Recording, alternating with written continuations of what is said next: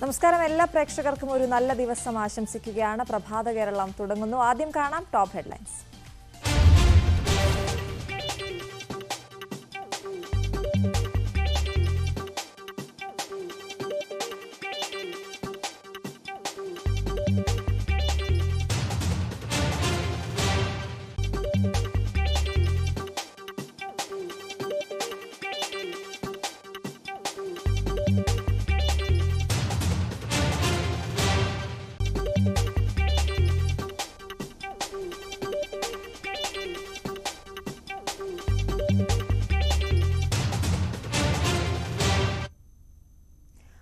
അയോധ്യ ഒരുങ്ങി.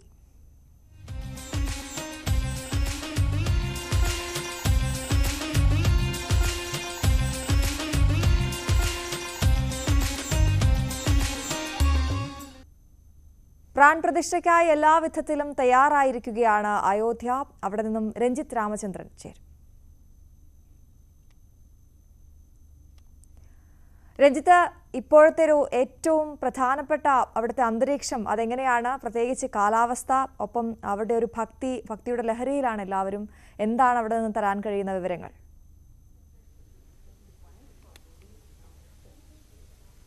തീർച്ചയായും very good morning from Ayodhya. ഇവിടെ ഇന്ന് കാലാവസ്ഥ അല്പം ഒരു തണുപ്പിനും മഞ്ഞിനുമൊക്കെ ഒരു അല്പം ശമനമുണ്ട്. കഴിഞ്ഞ കുറേ ദിവസങ്ങളായി ശക്തമായ മഞ്ഞുവീഴ്ചയും തണുപ്പും, പട്ടാപ്പകല് പോലും വലിയ തണുപ്പുമൊക്കെ ആയിരുന്നു ഇവിടെ അനുഭവപ്പെട്ടിരുന്നത്. പക്ഷേ ഇന്ന് ഒരു ചെറിയ വ്യത്യാസമുണ്ട്. നമുക്കറിയാം, ഇനി 3 ദിവസം മാത്രമാണ് പ്രാൺ പ്രതിഷ്ഠാ ചടങ്ങിന് ബാക്കിയുള്ളത്. ഇന്ന് നടക്കുന്നത് ഗണേശ പൂജയും വരുണ പൂജയുമാണ്. ഈ ശ്രീകോവിലിൽ രാം ലല്ല വിഗ്രഹത്തെ വെച്ചുള്ള പൂജ ചടങ്ങുകൾ ഇന്നലെ ആരംഭിച്ചു കഴിഞ്ഞു. അതിൻ്റെ തുടർച്ചയായുള്ള പൂജകൾ ഇന്ന് നടക്കും. ഒപ്പം സരയൂ നദീ തീരത്തും വലിയ പൂജകൾ നടക്കുന്ന ഒരു പശ്ചാത്തലമുണ്ട്. അങ്ങനെ അയോധ്യ ആകെ പ്രാൺ പ്രതിഷ്ഠയ്ക്കായി ഒരുങ്ങിയ സാഹചര്യമാണ് നമ്മൾ കാണുന്നത്. ഇന്നലെ ഏറ്റവും പ്രധാനപ്പെട്ട കാര്യം, ഇന്ന് കൂടി മാത്രമാണ് പൊതുജനങ്ങൾക്ക് അമ്പലത്തിനുള്ളിലേക്ക് പ്രവേശനം ഉണ്ടാവുക. ഇനി 3 ദിവസത്തേക്ക് പൂർണ്ണമായും പ്രവേശനത്തിന് നിരോധനമായിരിക്കും. 22-ന് ശേഷം 23 മുതലാകും പൊതുജനങ്ങൾക്ക് അമ്പലത്തിലേക്ക് എത്താനുള്ള സൗകര്യങ്ങൾ ഒരുങ്ങുക. അങ്ങനെ എല്ലാ തരത്തിലും ഒരു ചരിത്രപരമായ ചടങ്ങിനുള്ള തയ്യാറെടുപ്പുകളിലാണ് അയോധ്യ എന്ന് നമുക്ക് കാണാം. ഇപ്പോൾ രാവിലെ അല്പം തിരക്ക് കുറവുണ്ട്. ഈ അല്പം തണുപ്പ് എന്നൊക്കെ പ്രതീക്ഷിച്ച് ആളുകൾ ഇങ്ങോട്ടേക്ക് വരില്ല. അല്പം കഴിഞ്ഞ് ഒരു 8 മണിക്ക് ശേഷമൊക്കെ ആയിരിക്കും വലിയ തോതിൽ ഭക്തജനങ്ങൾ ഇങ്ങോട്ടേക്ക് എത്തുക എന്നുള്ളതാണ്. ഈ മറ്റൊരു പ്രധാന കാര്യം, ഈ യോഗി സർക്കാർ, ഉത്തർപ്രദേശിലെ യോഗി സർക്കാർ 22-ന് മത്സ്യമാംസ വിൽപ്പന നിരോധിച്ചിട്ടുണ്ട്. ഡ്രൈ ഡേ ആയി പ്രഖ്യാപിച്ച പശ്ചാത്തലം കൂടിയുണ്ട്. BJP ഭരിക്കുന്ന പല സംസ്ഥാനങ്ങളിലും സമാനമായി തന്നെയുള്ള നിലപാടുകൾ സ്വീകരിച്ചിട്ടുണ്ട്. അങ്ങനെ സുരക്ഷാ ക്രമീകരണങ്ങളുടെ കാര്യത്തിൽ യാതൊരു വിട്ടുവീഴ്ചയും സർക്കാരിൻ്റെ ഭാഗത്തു നിന്നില്ല. കേന്ദ്രസേന ഇവിടെ എത്തി സുരക്ഷാ ചുമതല ഏറ്റെടുത്ത സാഹചര്യമുണ്ട്. അങ്ങനെ ഒരു വലിയ ചടങ്ങിന് ഈ ലോകം മുഴുവൻ കാത്തിരിക്കുന്ന, ഇന്ത്യ മുഴുവൻ കാത്തിരിക്കുന്ന ഒരു വലിയ ചടങ്ങിനുള്ള എല്ലാ ക്രമീകരണങ്ങളും പൂർത്തീകരിച്ചിട്ടുണ്ട് എന്നുള്ളതാണ്. മറ്റൊരു പ്രധാന വാർത്ത പുറത്തു വരുന്നത്, റെയിൽവേയുടെ ഭാഗത്തു നിന്ന് അയോധ്യയിലേക്ക് പോകാൻ 200ഓളം സ്പെഷ്യൽ ട്രെയിനുകൾ അനുവദിച്ചിട്ടുണ്ട് എന്നുള്ളതാണ്. അത് അയോധ്യയിലെ പ്രാൺ പ്രതിഷ്ഠാ ചടങ്ങിന് ശേഷം അയോധ്യയിലേക്ക് ഒപ്പം അതിനോട് ചേർന്നും ഒപ്പം സ്പെഷ്യൽ ട്രെയിൻ ഓടിക്കും. ആസ്ഥ സ്പെഷ്യൽ എന്ന പേരിലായിരിക്കും ഈ തീവണ്ടികൾ ഓടുക. രാജ്യതലസ്ഥാനമായ ഡൽഹി ഉൾപ്പെടെ നഗരങ്ങളിൽ നിന്ന് ഇങ്ങോട്ടേക്ക് സർവീസുകൾ ഉണ്ടാകുമെന്നുള്ള വിവരങ്ങൾ പുറത്തു വരുന്നുണ്ട്. ഡൽഹി, മഹാരാഷ്ട്ര, തെലങ്കാന, തമിഴ്നാട്, ജമ്മു കാശ്മീർ, ഗുജറാത്ത്, മധ്യപ്രദേശ് എന്നീ സംസ്ഥാനങ്ങളിൽ നിന്നുമാകും 100 ദിവസത്തേക്കുള്ള ഈ സർവീസ്. അത്തരത്തിൽ റെയിൽവേ നമുക്ക് നേരത്തെ ഈ അയോധ്യയിലേക്കുള്ള എല്ലാ സർവീസുകളും പൂർണ്ണമായി ബുക്കിംഗ് നടത്തിയിരുന്നു. ഒപ്പം തീവണ്ടി വിമാനങ്ങളിലും ബുക്കിംഗ് പൂർത്തിയായിരുന്നു. ഇതിന്റെ പശ്ചാത്തലത്തിലാണ് കൂടുതൽ ട്രെയിനുകൾ ഓടിക്കുക എന്ന രീതിയിലേക്ക് പോകുന്നത് എന്നുള്ളതാണ്. അങ്ങനെ വലിയ വലിയ തയ്യാറെടുപ്പുകളോടുകൂടിയാണ് അയോധ്യ നഗരം ഒരുങ്ങുന്നത്. നമുക്ക് ആദ്യം ഇതുമായി ബന്ധപ്പെട്ട സുരക്ഷയുടെ ഒരു പ്രധാനപ്പെട്ട വാർത്തയുണ്ട്. അയോധ്യ കനത്ത സുരക്ഷയിലാണ്. നേരത്തെ പറഞ്ഞതുപോലെ കേന്ദ്ര സംഘം പഴുതടച്ച സുരക്ഷയാണ്. സൈബർ ഭീഷണി കൈകാര്യം ചെയ്ത ഉന്നതതല സംഘം ഇവിടെ എത്തിയിട്ടുണ്ട്. കേന്ദ്ര സർക്കാരിൻ്റെ വിവിധ ഏജൻസികൾ നഗരത്തിൽ നിയന്ത്രണം ഇതിനകം ഏറ്റെടുത്തു കഴിഞ്ഞു.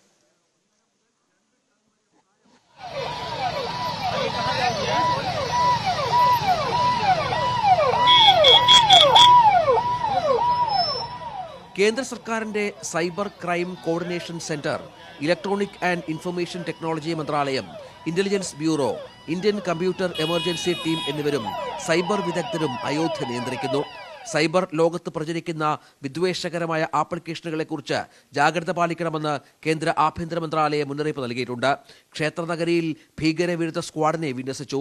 അങ്ങനെ സർവ്വ ഒരുക്കങ്ങളും സൂക്ഷ്മതയോടെ പൂർത്തിയാക്കുകയാണ് ഭരണകൂടം. A large number of people have been deployed for ensuring cleanliness. Close to 5,000 people are deployed, including machines and all that. It makes a huge impact. We have a large number of personnel deployed for ensuring that lights, toilets, garbage and all these are catered to, and they are able to give a wonderful performance. And apart from that, all the other departments are doing their best for making this event a huge success in terms of the kind of facility for the roads, for the stay arrangements of people, for the comfort of people through the night shelters, to Ranbasera, through the arrangements in hotels, so on and so forth. 1548 ഇടങ്ങളിലാണ് CCTV ക്യാമറകൾ. Artificial intelligence അടിസ്ഥാനമായുള്ള anti mine ഡ്രോണുകളും അയോധ്യയിൽ വിന്യസിക്കും. Ayodhya desk, news 18. ഈ രാംലല്ല വിഗ്രഹത്തിന്റെ പൂജാ ചടങ്ങുകളാണ് ഇപ്പോൾ പുരോഗമിക്കുന്നത്. സ്നാനമടക്കമുള്ള വിവിധ നദികളിൽ നിന്ന് കൊണ്ടുവന്ന ജലം, പുണ്യതീർത്ഥ നദികളിൽ നിന്ന് കൊണ്ടുവന്ന ജലം അടക്കം ഉപയോഗിച്ചാണ് ഈ സ്നാന പുരോഗമിക്കുന്നത്. രാംലല്ല വിഗ്രഹത്തിന്റെ പ്രത്യേകതകൾ ഒരുപാട് വാർത്തകളിൽ വന്നതാണ്. ഏതാണ്ട് 150 മുതൽ 200ഓളം കിലോ ഭാരമുള്ള വിഗ്രഹമാണ്. അതിന് ചിത്രങ്ങൾ, മുഖം മറച്ചുള്ള ചിത്രങ്ങളൊക്കെ പുറത്തു വന്നു. നമ്മുടെ നാഷണൽ ചാനൽ ഈ ചിത്രങ്ങൾ പുറത്തുവിട്ടിരുന്നു. അങ്ങനെ ഏറെ പ്രത്യേകതയുള്ള ഒരു വിഗ്രഹം കൂടിയാണ് ഇത്. ഇതിന്റെ പൂജാ ചടങ്ങുകൾ പുരോഗമിക്കുകയാണ്. ഒപ്പം 21-നാണ് പ്രധാനമന്ത്രി നരേന്ദ്രമോദി ഇവിടെ എത്തുക. 21-ന് എത്തുകയും അദ്ദേഹം ഇപ്പോൾ ഇന്ന് ചെന്നൈയിലാണുള്ളത്. ചെന്നൈയിൽ നിന്ന് തമിഴ്നാട്ടിലാണ്. അവിടെ അദ്ദേഹം ചില സംസ്ഥാനങ്ങളിൽ അദ്ദേഹം പര്യടനം നടത്തുന്നുണ്ട്. അതിനുശേഷമാകും ഇവിടേക്ക് എത്തുക എന്നുള്ളതാണ് പ്രധാനപ്പെട്ട കാര്യം. അതിൽ ചില വിവരങ്ങൾ പുറത്തു വരുന്നത്, അദ്ദേഹത്തിൻ്റെ ചില, നമുക്കറിയാം, നാസിക്കിൽ അദ്ദേഹം വ്രതാനുഷ്ഠാന ചടങ്ങുകൾ, 12 ദിവസത്തെ വ്രതം അനുഷ്ഠാന ചടങ്ങുകൾ തുടങ്ങിയിരുന്നു. 11 ദിനത്തെ വ്രതമാണ് അത്. ശ്രീരാമത്തിൻ്റെ പ്രാണപ്രതിഷ്ഠയ്ക്ക് മുന്നോടിയായാണത്. തറയിൽ കമ്പിളി പുതപ്പ് വിരിച്ചായിരിക്കും പ്രധാനമന്ത്രി ഉറങ്ങുക. കരിക്കിൻ വെള്ളം മാത്രം കുടിക്കും. പ്രത്യേക ആചാരങ്ങളും മതനിയമങ്ങളും പാലിച്ച ദിവസങ്ങൾ കഴിയും. അപ്പം വിവിധ ക്ഷേത്രങ്ങളിൽ സന്ദർശനം നടത്തും. അതിരാവിലെ പ്രാർത്ഥനകൾക്കായി എഴുന്നേൽക്കും. ധ്യാനത്തിൽ മുഴുകും. ഈ ഉള്ളിയും വെളുത്തുള്ളിയും അടക്കമുള്ള ഭക്ഷണ സാധനങ്ങൾ ഒഴിവാക്കിയുള്ള സ്വാത്വിക ഭക്ഷണമായിരിക്കും അദ്ദേഹം കഴിക്കുക. വിവിധ ക്ഷേത്രങ്ങൾ സന്ദർശിക്കും രാജ്യത്തുടനീളം. അതിൻ്റെ ഭാഗമായാണ് അദ്ദേഹം കഴിഞ്ഞ ദിവസം ഈ തൃപ്രയാർ ക്ഷേത്രത്തിലും ഗുരുവായൂരിലും മറ്റും എത്തിയത് എന്ന വിവരങ്ങളും പുറത്തു വന്നിരുന്നു. ആന്ധ്രാപ്രദേശിലെ ലേപാക്ഷിയിലെ വീരഭദ്ര ക്ഷേത്രത്തിലും നാസിക്കിലെ കലാറാം ക്ഷേത്രത്തിലും അദ്ദേഹം സന്ദർശനം നടത്തിയിരുന്നു. അങ്ങനെ പ്രധാനമന്ത്രിയും വലിയ ഒരുക്കത്തിലാണ്. കാരണം പ്രധാനമന്ത്രി അടക്കം 5 പേർക്ക് മാത്രമാണ് അന്ന് ഈ രാം ക്ഷേത്രത്തിലേക്ക് പ്രവേശനം ഉണ്ടാവുക. 22-ന്റെ പ്രാൺ പ്രതിഷ്ഠാ ദിവസം. അതിൻ്റെ ഈ പ്രധാനമന്ത്രി ഉണ്ടാകും, UP മുഖ്യമന്ത്രി ഉണ്ടാകും, ആനന്ദിബെൻ പട്ടേൽ UPയിലെ ഗവർണർ ഉണ്ടാകും. ഒപ്പം ഈ ക്ഷേത്ര ട്രസ്റ്റിൻ്റെ ഭാരവാഹി പ്രസിഡന്റ് ഉണ്ടാകും. ഒപ്പം ഈ RSSന്റെ സർവ്വസംഘ ചാലക് ഉണ്ടാകും. അവർക്ക് മാത്രമാണ് പ്രവേശനം. അപ്പോൾ അതനുസരിച്ചുള്ള വ്രതക്രമങ്ങളടക്കം ഇവർ മുന്നോട്ട് കൊണ്ടുപോകുന്നുണ്ട് എന്നുള്ളതാണ് ഏറ്റവും പ്രധാനപ്പെട്ട കാര്യം. ഇപ്പോൾ നമുക്ക് ദൃശ്യങ്ങൾ കാണുന്നത് ദർശനമൊക്കെ കഴിഞ്ഞ് രാവിലെ 6 മണിക്കാണ് ഇവരൊക്കെ എത്തുക. ദർശനം കഴിഞ്ഞ് പുറത്തേക്ക് വരുന്ന ഈ രാമഭക്തരെയാണ്. അങ്ങനെ ഇന്നും വലിയ തിരക്ക് ഇവിടെ പ്രതീക്ഷിക്കുന്നു. കാരണം ഇന്ന് ദർശനത്തിന്, നേരത്തെ പറഞ്ഞതുപോലെ പൊതുജനങ്ങൾക്കായി ദർശനം നടത്താനുള്ള അവസാന ദിവസമാകുമ്പോൾ വലിയ തിരക്ക് ഇന്നും പ്രതീക്ഷിക്കുന്നുണ്ട്. നമുക്ക് ഇന്നലെ ഒരു വാർത്ത നമ്മൾ ചെയ്തത്, അത് പ്രധാനമന്ത്രി നരേന്ദ്രമോദി 92-ലാണ്, 1992-ൽ, 91-ലാണ് നമുക്കറിയാം ഇവിടെ കർഷകരുടെ പ്രക്ഷോഭം നടക്കുന്നത്. 92-ലാണ് അയോധ്യയിലെത്തിയത്. അതിനുശേഷം അദ്ദേഹം ഇവിടെ അന്നൊരു സാധാരണ പാർട്ടി പ്രവർത്തകനായി ഇവിടെ എത്തുകയും ഇവിടുത്തെ ഒരു പ്രധാനപ്പെട്ട സ്ഥലത്ത് താമസിക്കുകയുമായിരുന്നു. അപ്പോൾ ആ സ്ഥലത്തിൻ്റെ അവിടുത്തെ ആളുകൾ അദ്ദേഹത്തിൻ്റെ അന്നത്തെ ആ 92-ലെ കാര്യങ്ങൾ ഓർത്തെടുക്കുന്നുണ്ട്. അവിടെ അന്ന് താമസിച്ച ജാനകി മഹലിലെ ജീവനക്കാർ, അവരുടെ വാക്കുകളിലേക്കും ഒപ്പം മോദി താമസിച്ച മുറിയുടെ ദൃശ്യങ്ങളിലേക്കും ഒന്ന് പോകാം.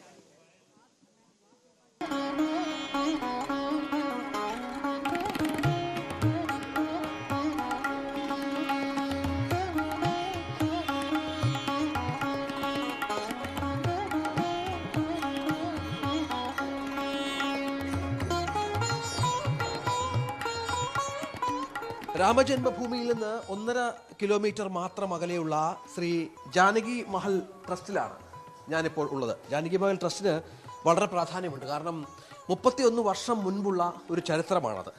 നമ്മുടെ പ്രധാനമന്ത്രി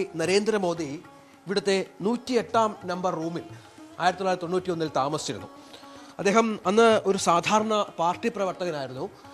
പാർട്ടിയുടെ ഏക്താ യാത്രയുമായി ബന്ധപ്പെട്ട് കന്യാകുമാരി മുതൽ കശ്മീർ വരെ ഉണ്ടായിരുന്ന പാർട്ടിയുടെ ഏക്താ യാത്രയുമായി ബന്ധപ്പെട്ടാണ് അദ്ദേഹം ഈ മുറിയിൽ താമസിച്ചിരുന്നത്. അന്ന് അദ്ദേഹം ഈ മുറിയിലാണ് അദ്ദേഹം താമസിച്ചത്. 108 നമ്പർ മുറിയിലാണ് മോദി താമസിച്ചത്. അത് ഇവിടെ അദ്ദേഹം 4 ദിവസത്തോളം ഇവിടെ കഴിഞ്ഞു എന്നാണ് പറഞ്ഞത്, നമ്മൾ അറിയുന്നത്. അതിനുശേഷം അദ്ദേഹം അന്ന് ഒരു പ്രതിജ്ഞ എടുത്തിരുന്നു. രാമജന്മഭൂമി, അതായത് അയോധ്യ രാമക്ഷേത്രം യാഥാർത്ഥ്യമായതിനു ശേഷം മാത്രമായിരിക്കും അദ്ദേഹം ഇനി ഇവിടേക്ക് വരിക എന്നുള്ളതാണ്. आपको याद है वो दिन आप इधर था? हाँ यहाँ यही में रुके थे सब, ये में और ये में दोनों में रुके थे। हाँ और उस दिन वो इधर साधा पार्टी वर्कर था वो? हाँ यहीं पर थे। और जब वो जन्मभूमि गिरा था तो सब वो अपने हाल है उसमें मीटिंग किए थे, यहीं से गए थे तो उस दिन बाबरी मस्जिद गिरा था उसी दिन। हाँ अब तो इसमें कौन रहता है? इसमें तो आम यात्री को अभी दे रहे हैं। പിന്നീട് 3 വർഷം മുൻപ് ക്ഷേത്രത്തിന്റെ നിർമ്മാണത്തിന് തുടക്കമിടാനാണ് മോദി എത്തിയത്. പ്രാണപ്രതിഷ്ഠയിൽ പങ്കെടുക്കാൻ വീണ്ടും മോദി അയോധ്യയിലെത്തുമ്പോൾ ട്രസ്റ്റ് അധികാരികളും ആഹ്ലാദത്തിലാണ്.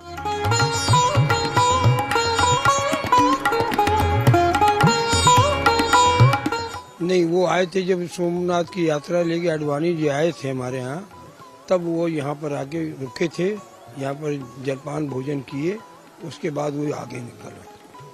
तो अडवाणी जी के साथ में मोदी जी भी थे।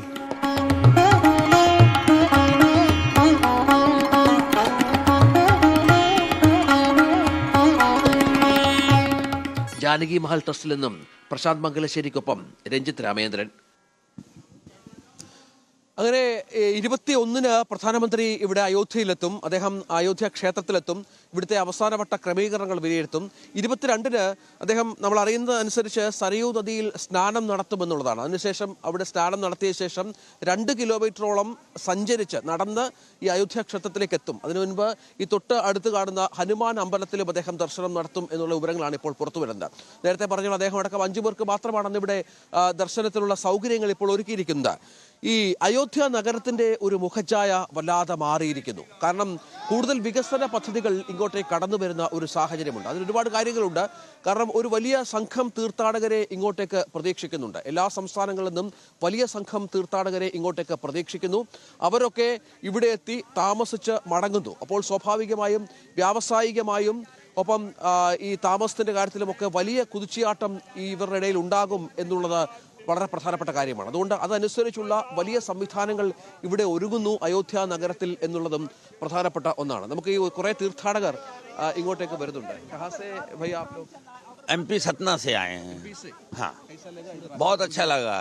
हम तो रामलला के तीनों रूपों के दर्शन कर रहे हैं, जो एक पिंजरे में थे, अभी जो एक छोटा रूप में मंदिर बना है, और भगवान की कृपा से 22 तारीख को प्राण प्रतिष्ठा में भी दर्शन होंगे।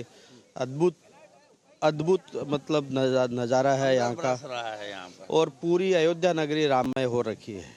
इसके लिए मैं जो भी इन्होंने विश्व हिंदू परिषद हो या सरकार हो, सबका बहुत बहुत धन्यवाद करना चाहता हूँ, जो इन्होंने सनातन धर्म की परंपरा के अनुसार प्रभु का जो भव्य मंदिर बनाया है। और जो पीड़ा होती थी, जो फर्स्ट टाइम मैं जब यहाँ आया था प्रभु को पिंजरे में कैद देख के, तंबू में देख के, वो आज जो इतना हर्षोल्लास हो रहा है, क्योंकि प्रभु का भव्य मंदिर बन रहा है, और प्रभु है तो हम हैं। जय श्री राम। हम लोग सूरत गुजरात से आए हुए हैं। हमको नरेंद्र मोदी का स्टेट सूरत से आए हैं, नरेंद्र मोदी से। मैं वहाँ का पार्षद हूँ, सूरत का था। लेकिन मेरे को लगता है कि यहाँ पे जिस तरह हमने मंगला आरती की भगवान रामचंद्र जी भगवान की, साथ में चारों भैया मतलब लक्ष्मण जी, भरत जी और शत्रुघ्न जी, और साथ में शत्रुघ्न से साथ में हनुमान जी भी विराजमान है, और शालिग्राम जी, ये बहुत ही बढ़िया आरती हुई। हमारा जीवन धन्य हो गया। मैं सबका धन्यवाद करना चाहता हूँ, आदित्य योगी जी का, नंद भाई मोदी जी का, और प्रशासन सरकार, हाँ योगीनाथ जी का, सबका मैं आभार प्रकट करता हूँ कि सब गुजराती भी यहाँ पे आएंगे। अभी भी सूरत से और गुजरात से, सूरत से ही 700 लोग आए हुए हैं, जो भद्राचार्य जी के अनुष्ठान में बैठे हुए हैं। तो हमको बहुत आनंद मिल रहा है। मुझे विश्वास है सर्व हिंदू धर्म की गरिमा अभी उजागर होने वाली है। समग्र विश्व हिंदू सब यहाँ पे आके भगवान रामलला के दर्शन करेंगे। जय श्री राम। जय श्री राम जय श्री അപ്പൊ അങ്ങനെയാണ് ഞാൻ പറഞ്ഞു തുടങ്ങിയത്. ഈ അയോധ്യ നഗരത്തിൽ ഉണ്ടാകുന്ന അടിസ്ഥാന സൗകര്യ വികസനമാണ്. ഇതൊരു ചെറിയ ഒരു ഗ്രാമം ആയിരുന്നു, അതൊരു നഗരത്തിലേക്ക് വലിയ തോതിൽ കുതിച്ചുയരുന്നു. ഏറ്റവും വലിയ ക്ഷേത്ര നഗരമായി ഇത് ഇന്ത്യയിലെ തന്നെ ഏറ്റവും വലിയ ക്ഷേത്ര നഗരമായി മാറുന്നു. ഈ വ്യവസായികളുടെ കണക്കനുസരിച്ച് ഏതാണ്ട് 50,000 കോടി രൂപയുടെ ബിസിനസ് ഈ അയോധ്യ പ്രാൺ പ്രതിഷ്ഠയുമായി ബന്ധപ്പെട്ട് ഇന്ത്യ ഒട്ടാകെ ഉണ്ടാകുന്നു എന്നുള്ളതാണ്. അതിന്റെ വലിയൊരു പങ്ക് അയോധ്യയിൽ സംഭവിക്കുന്നു. ഈ അയോധ്യയിൽ ഉണ്ടാകുന്ന ഒരു മാറ്റം ഇലക്ട്രിക്കൽ, ഈ പൊതുഗതാഗത സംവിധാനം ഏതാണ്ട് പൂർണ്ണമായും ഇലക്ട്രിക്കലായി മാറുന്നു. അതായത് വൈദ്യുതി വാഹനങ്ങൾ മാത്രം ഓടിക്കുന്ന തരത്തിലേക്ക് മാറുന്നു. വൈദ്യുതി ബസ്സുകൾ റെയിൽവേ സ്റ്റേഷനുകളിൽ നിന്നും എയർപോർട്ടുകളിൽ നിന്നും സർവീസുകൾ ആരംഭിച്ചു കഴിഞ്ഞാൽ 50ഓളം ബസ്സുകൾ നഗരത്തിൽ ഓടുന്നുണ്ട്. അപ്പം ഈ ഓട്ടോകൾ വളരെ പ്രധാനപ്പെട്ടതായി ഇവിടെ മാറുന്നുണ്ട്. സ്ത്രീകളാണ് 50 ഈ ഓട്ടോകളിൽ 25 ഈ ഓട്ടോകളും ഉപയോഗിക്കുന്നത് സ്ത്രീകളാണ്. സ്ത്രീ ശാക്തീകരണത്തിന്റെ ഒരു ഉത്തമ മാതൃക കൂടിയാണ് ഈ വികസന പ്രവർത്തനങ്ങൾക്കിടയിലും അയോധ്യ.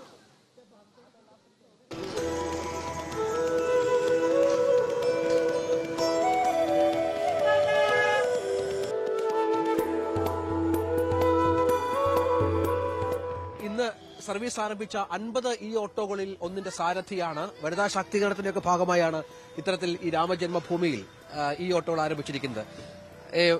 आपको भी बहुत खुशी हो गया इस वक्त में? बहुत खुशी हो रही है सर।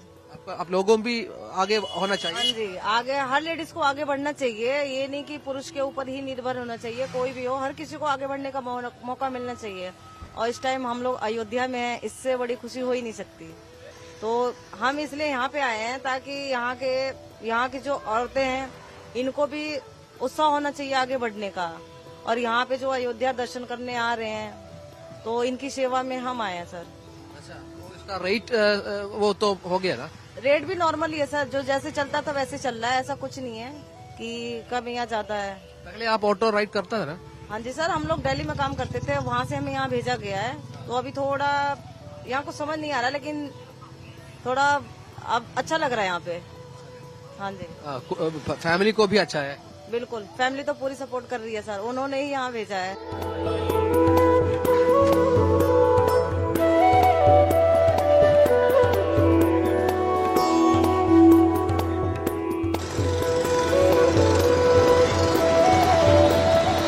आइडिया किसने दिया? आइडिया दिया किसी ने नहीं, बस अपना ही था कि हम भी आगे बढ़े। इसका प्रैक्टिस होना चाहिए ना राइड करने का? इसको आगे बढ़ने के लिए मेरे हस्बैंड ने सपोर्ट करा है। ഇലക്ട്രിക് ബസ്സുകളിൽ 50 എണ്ണമാണ് യാത്രക്കാർ നിറഞ്ഞോടുന്നത്. 25 ഈ ഓട്ടോകൾ പുരുഷന്മാർ ഓടിക്കുന്നു. അങ്ങനെ പൊതുഗതാഗത സംവിധാനം മുഴുവൻ ഇലക്ട്രിക് രീതിയിൽ മാറ്റാനുള്ള ആശയമാണ് അയോധ്യയിൽ പൂർത്തീകരിക്കുന്നത്.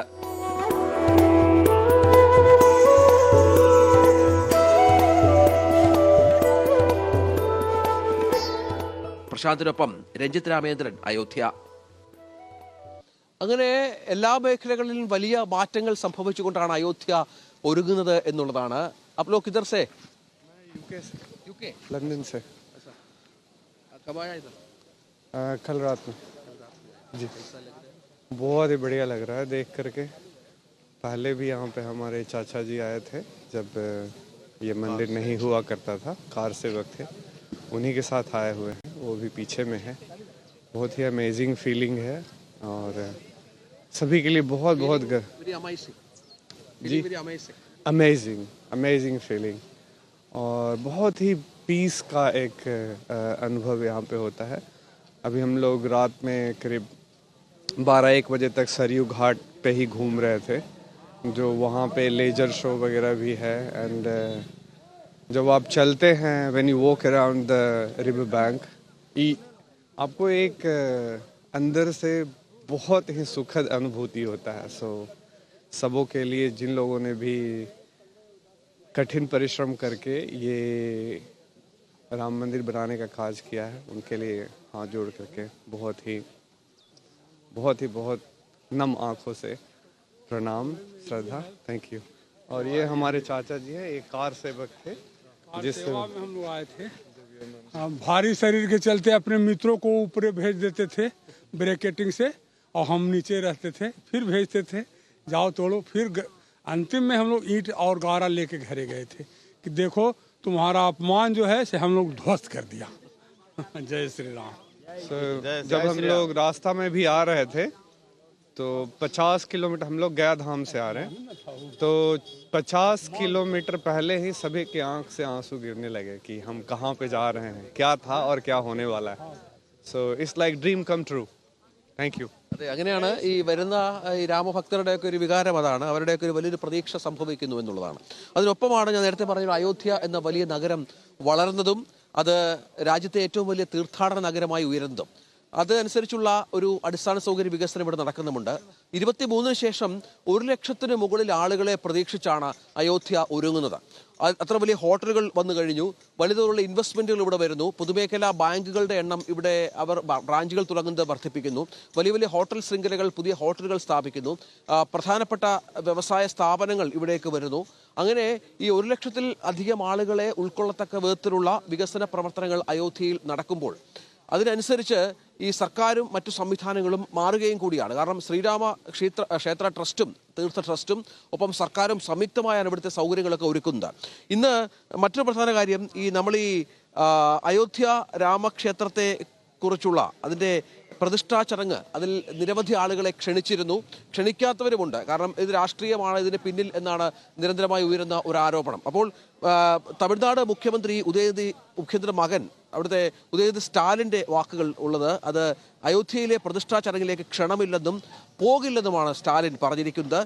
ആരുടെ വിശ്വാസത്തിനും ഞങ്ങൾ എതിര് നിന്നിട്ടില്ല, പള്ളി പൊളിച്ച് ക്ഷേത്രം പണിതിനെ മാത്രമാണ് കരുണാനിധി ചോദ്യം ചെയ്തത് എന്ന് അദ്ദേഹം പറഞ്ഞു. ന്യൂസ് 18ന്റെ AIDMK BJPയുടെ പ്രാദേശിക ഘടകമായി മാറിയെന്നും സ്റ്റാലിൻ ന്യൂസ് 8 നൽകിയ പ്രത്യേക അഭിമുഖത്തിൽ പറഞ്ഞു. സ്റ്റാലിൻ്റെ വാക്കുകളിലേക്ക്. எனக்கு அழைப்பு வரலைங்க, வந்தாலும் நான் போக மாட்டேங்க. வந்து அரசியல் பண்ணுறாங்க, இது வந்து ஆன்மீகம் கிடையாது, ஆன்மீகத்தை வச்சு கடவுள் பேரை வச்சு அரசியல் பண்ணும்போது அதுக்கு உடன்பாடு இல்லைன்னு நம்முடைய பொருளாளர்கள் கூட அறிவிச்சிருக்கு.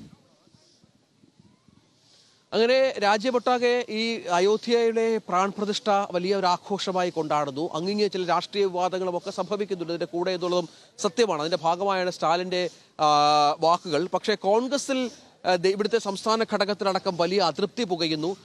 മധ്യപ്രദേശിൽ അടക്കമുള്ള ഉത്തരേന്ത്യൻ സംസ്ഥാനങ്ങളിലെ കോൺഗ്രസ് നേതാക്കൾ പലരും ഇങ്ങോട്ടേക്ക് വന്ന് രാമക്ഷേത്ര ദർശനം നടത്തുമെന്ന വിവരങ്ങളൊക്കെ പുറത്തു വരുന്നുണ്ട്.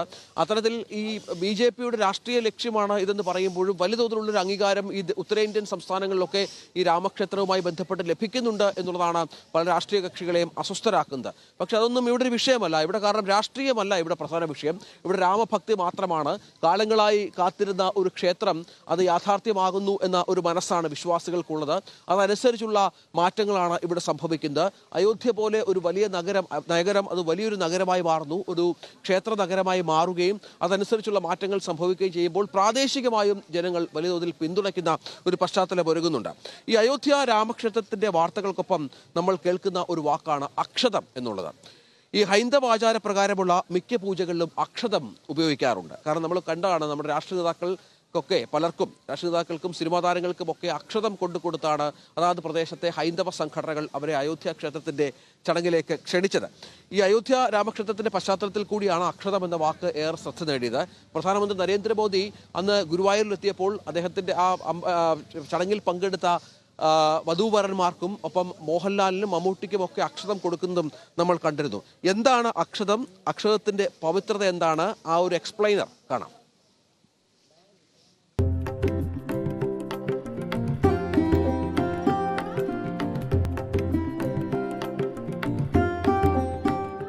അയോധ്യയിൽ പൂജിച്ച അക്ഷതം ലഭിക്കുന്ന വാർത്തകൾ വന്നതോടെ അക്ഷതം എന്താണെന്ന ചോദ്യങ്ങൾ ഉണ്ടാകുന്നു.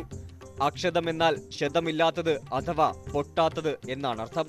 ഹിന്ദുക്കളുടെ മിക്ക പൂജകളിലും അനുഷ്ഠാനങ്ങളിലും അക്ഷതം ഉപയോഗിക്കുന്നു. ഷോഡാശോപാചാരങ്ങളിൽ വസ്ത്രം, ആഭരണം, ഉത്തരീയം മുതലായ ദ്രവ്യങ്ങൾ ഇല്ലാത്ത അവസരങ്ങളിൽ ആ സ്ഥാനത്ത് അക്ഷതം സമർപ്പിക്കാറുണ്ട്. ധവളമെന്നും ദിവ്യമെന്നും ശുഭമെന്നും അക്ഷതത്തെ വിശേഷിപ്പിക്കുന്നു. മഞ്ഞൾപ്പൊടിയും അക്ഷതവും ചേർത്ത് ദേവതകൾക്ക് അർച്ചന ചെയ്യാറുമുണ്ട്. വിവാഹങ്ങളിൽ വധൂവരന്മാരുടെ ശിരസിൽ അക്ഷതം തൂവി അനുഗ്രഹിക്കുന്ന പതിവുമുണ്ട്. അക്ഷതം കയ്യിലെടുത്ത് ധ്യാനിക്കുകയോ ജപിക്കുകയോ ചെയ്ത ശേഷം ആളുകളിലേക്ക് വിതറിയാണ് അനുഗ്രഹിക്കുന്നത്. പൂജകളിൽ ചെയ്യുന്ന സങ്കല്പങ്ങളും പ്രാർത്ഥനകളും മൂർത്തിയിലേക്ക് ചേർക്കാൻ അക്ഷതം ഉപയോഗിക്കും. പൂജകളിൽ പങ്കെടുക്കുന്നവരുടെ കയ്യിൽ അക്ഷതം കൊടുത്ത് പ്രാർത്ഥനകൾ അക്ഷതത്തിലേക്ക് എത്തിച്ച് മൂർത്തിയിലേക്ക് സമർപ്പിക്കുന്നതാണ് രീതി. മഞ്ഞൾപ്പൊടി പാകത്തിൽ കലർത്തിയ അക്ഷതം മന്ത്രോച്ചാരണത്തോടെ ദേവതകൾക്ക് സമർപ്പിച്ച ശേഷം ഭക്തർക്ക് വിതരണം ചെയ്യാറുമുണ്ട്. ദേശവ്യത്യാസം അനുസരിച്ച് അക്ഷതം തയ്യാറാക്കുന്നതിലും ഉപയോഗിക്കുന്നതിലും വ്യത്യാസമുണ്ട്.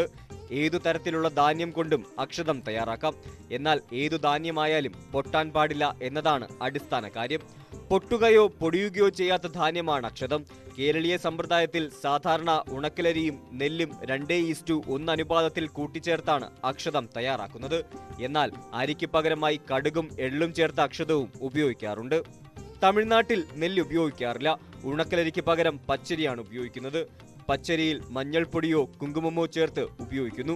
ഉത്തരേന്ത്യയിൽ കൂടുതൽ ലഭിക്കുന്ന ധാന്യമായ ഗോതമ്പാണ് ഉപയോഗിക്കുന്നത്. ഗോതമ്പ് മണികളിൽ മഞ്ഞൾപ്പൊടിയോ കുങ്കുമമോ ചേർത്ത് ഉപയോഗിക്കും. പൂജാകർമ്മങ്ങളിൽ പഞ്ചഭൂതങ്ങളിൽ അധിഷ്ഠിതമായ തത്വങ്ങൾ ഉപയോഗിക്കുന്നു. പുഷ്പം ആകാശതത്വമായിട്ടുള്ളതാണ്. പുഷ്പമില്ലെങ്കിൽ അക്ഷതം കൊണ്ട് പൂജ പൂർത്തിയാക്കാം എന്നാണ് സങ്കല്പം. അക്ഷതം ഒരേ സമയം തന്നെ ഭൂമി, ആകാശം എന്നീ തത്വങ്ങളെ പ്രതിനിധാനം ചെയ്യുന്നത് കൊണ്ടാണിത്. കേരളത്തിലെ പൂജാ സമ്പ്രദായങ്ങളിൽ നെല്ലിനെ സ്വർണമായും അരിയെ വെള്ളിയായും സങ്കല്പിക്കാറുണ്ട്. വഴിപാടംശം പോലെ പാവനവും പരിശുദ്ധവുമായതിനാൽ പൂജ കഴിഞ്ഞ് തിരികെ ലഭിക്കുന്ന പുണ്യമാർന്ന അക്ഷതം പവിത്രമായി സൂക്ഷിക്കേണ്ടതുമാണ് എന്നാണ് സങ്കല്പം.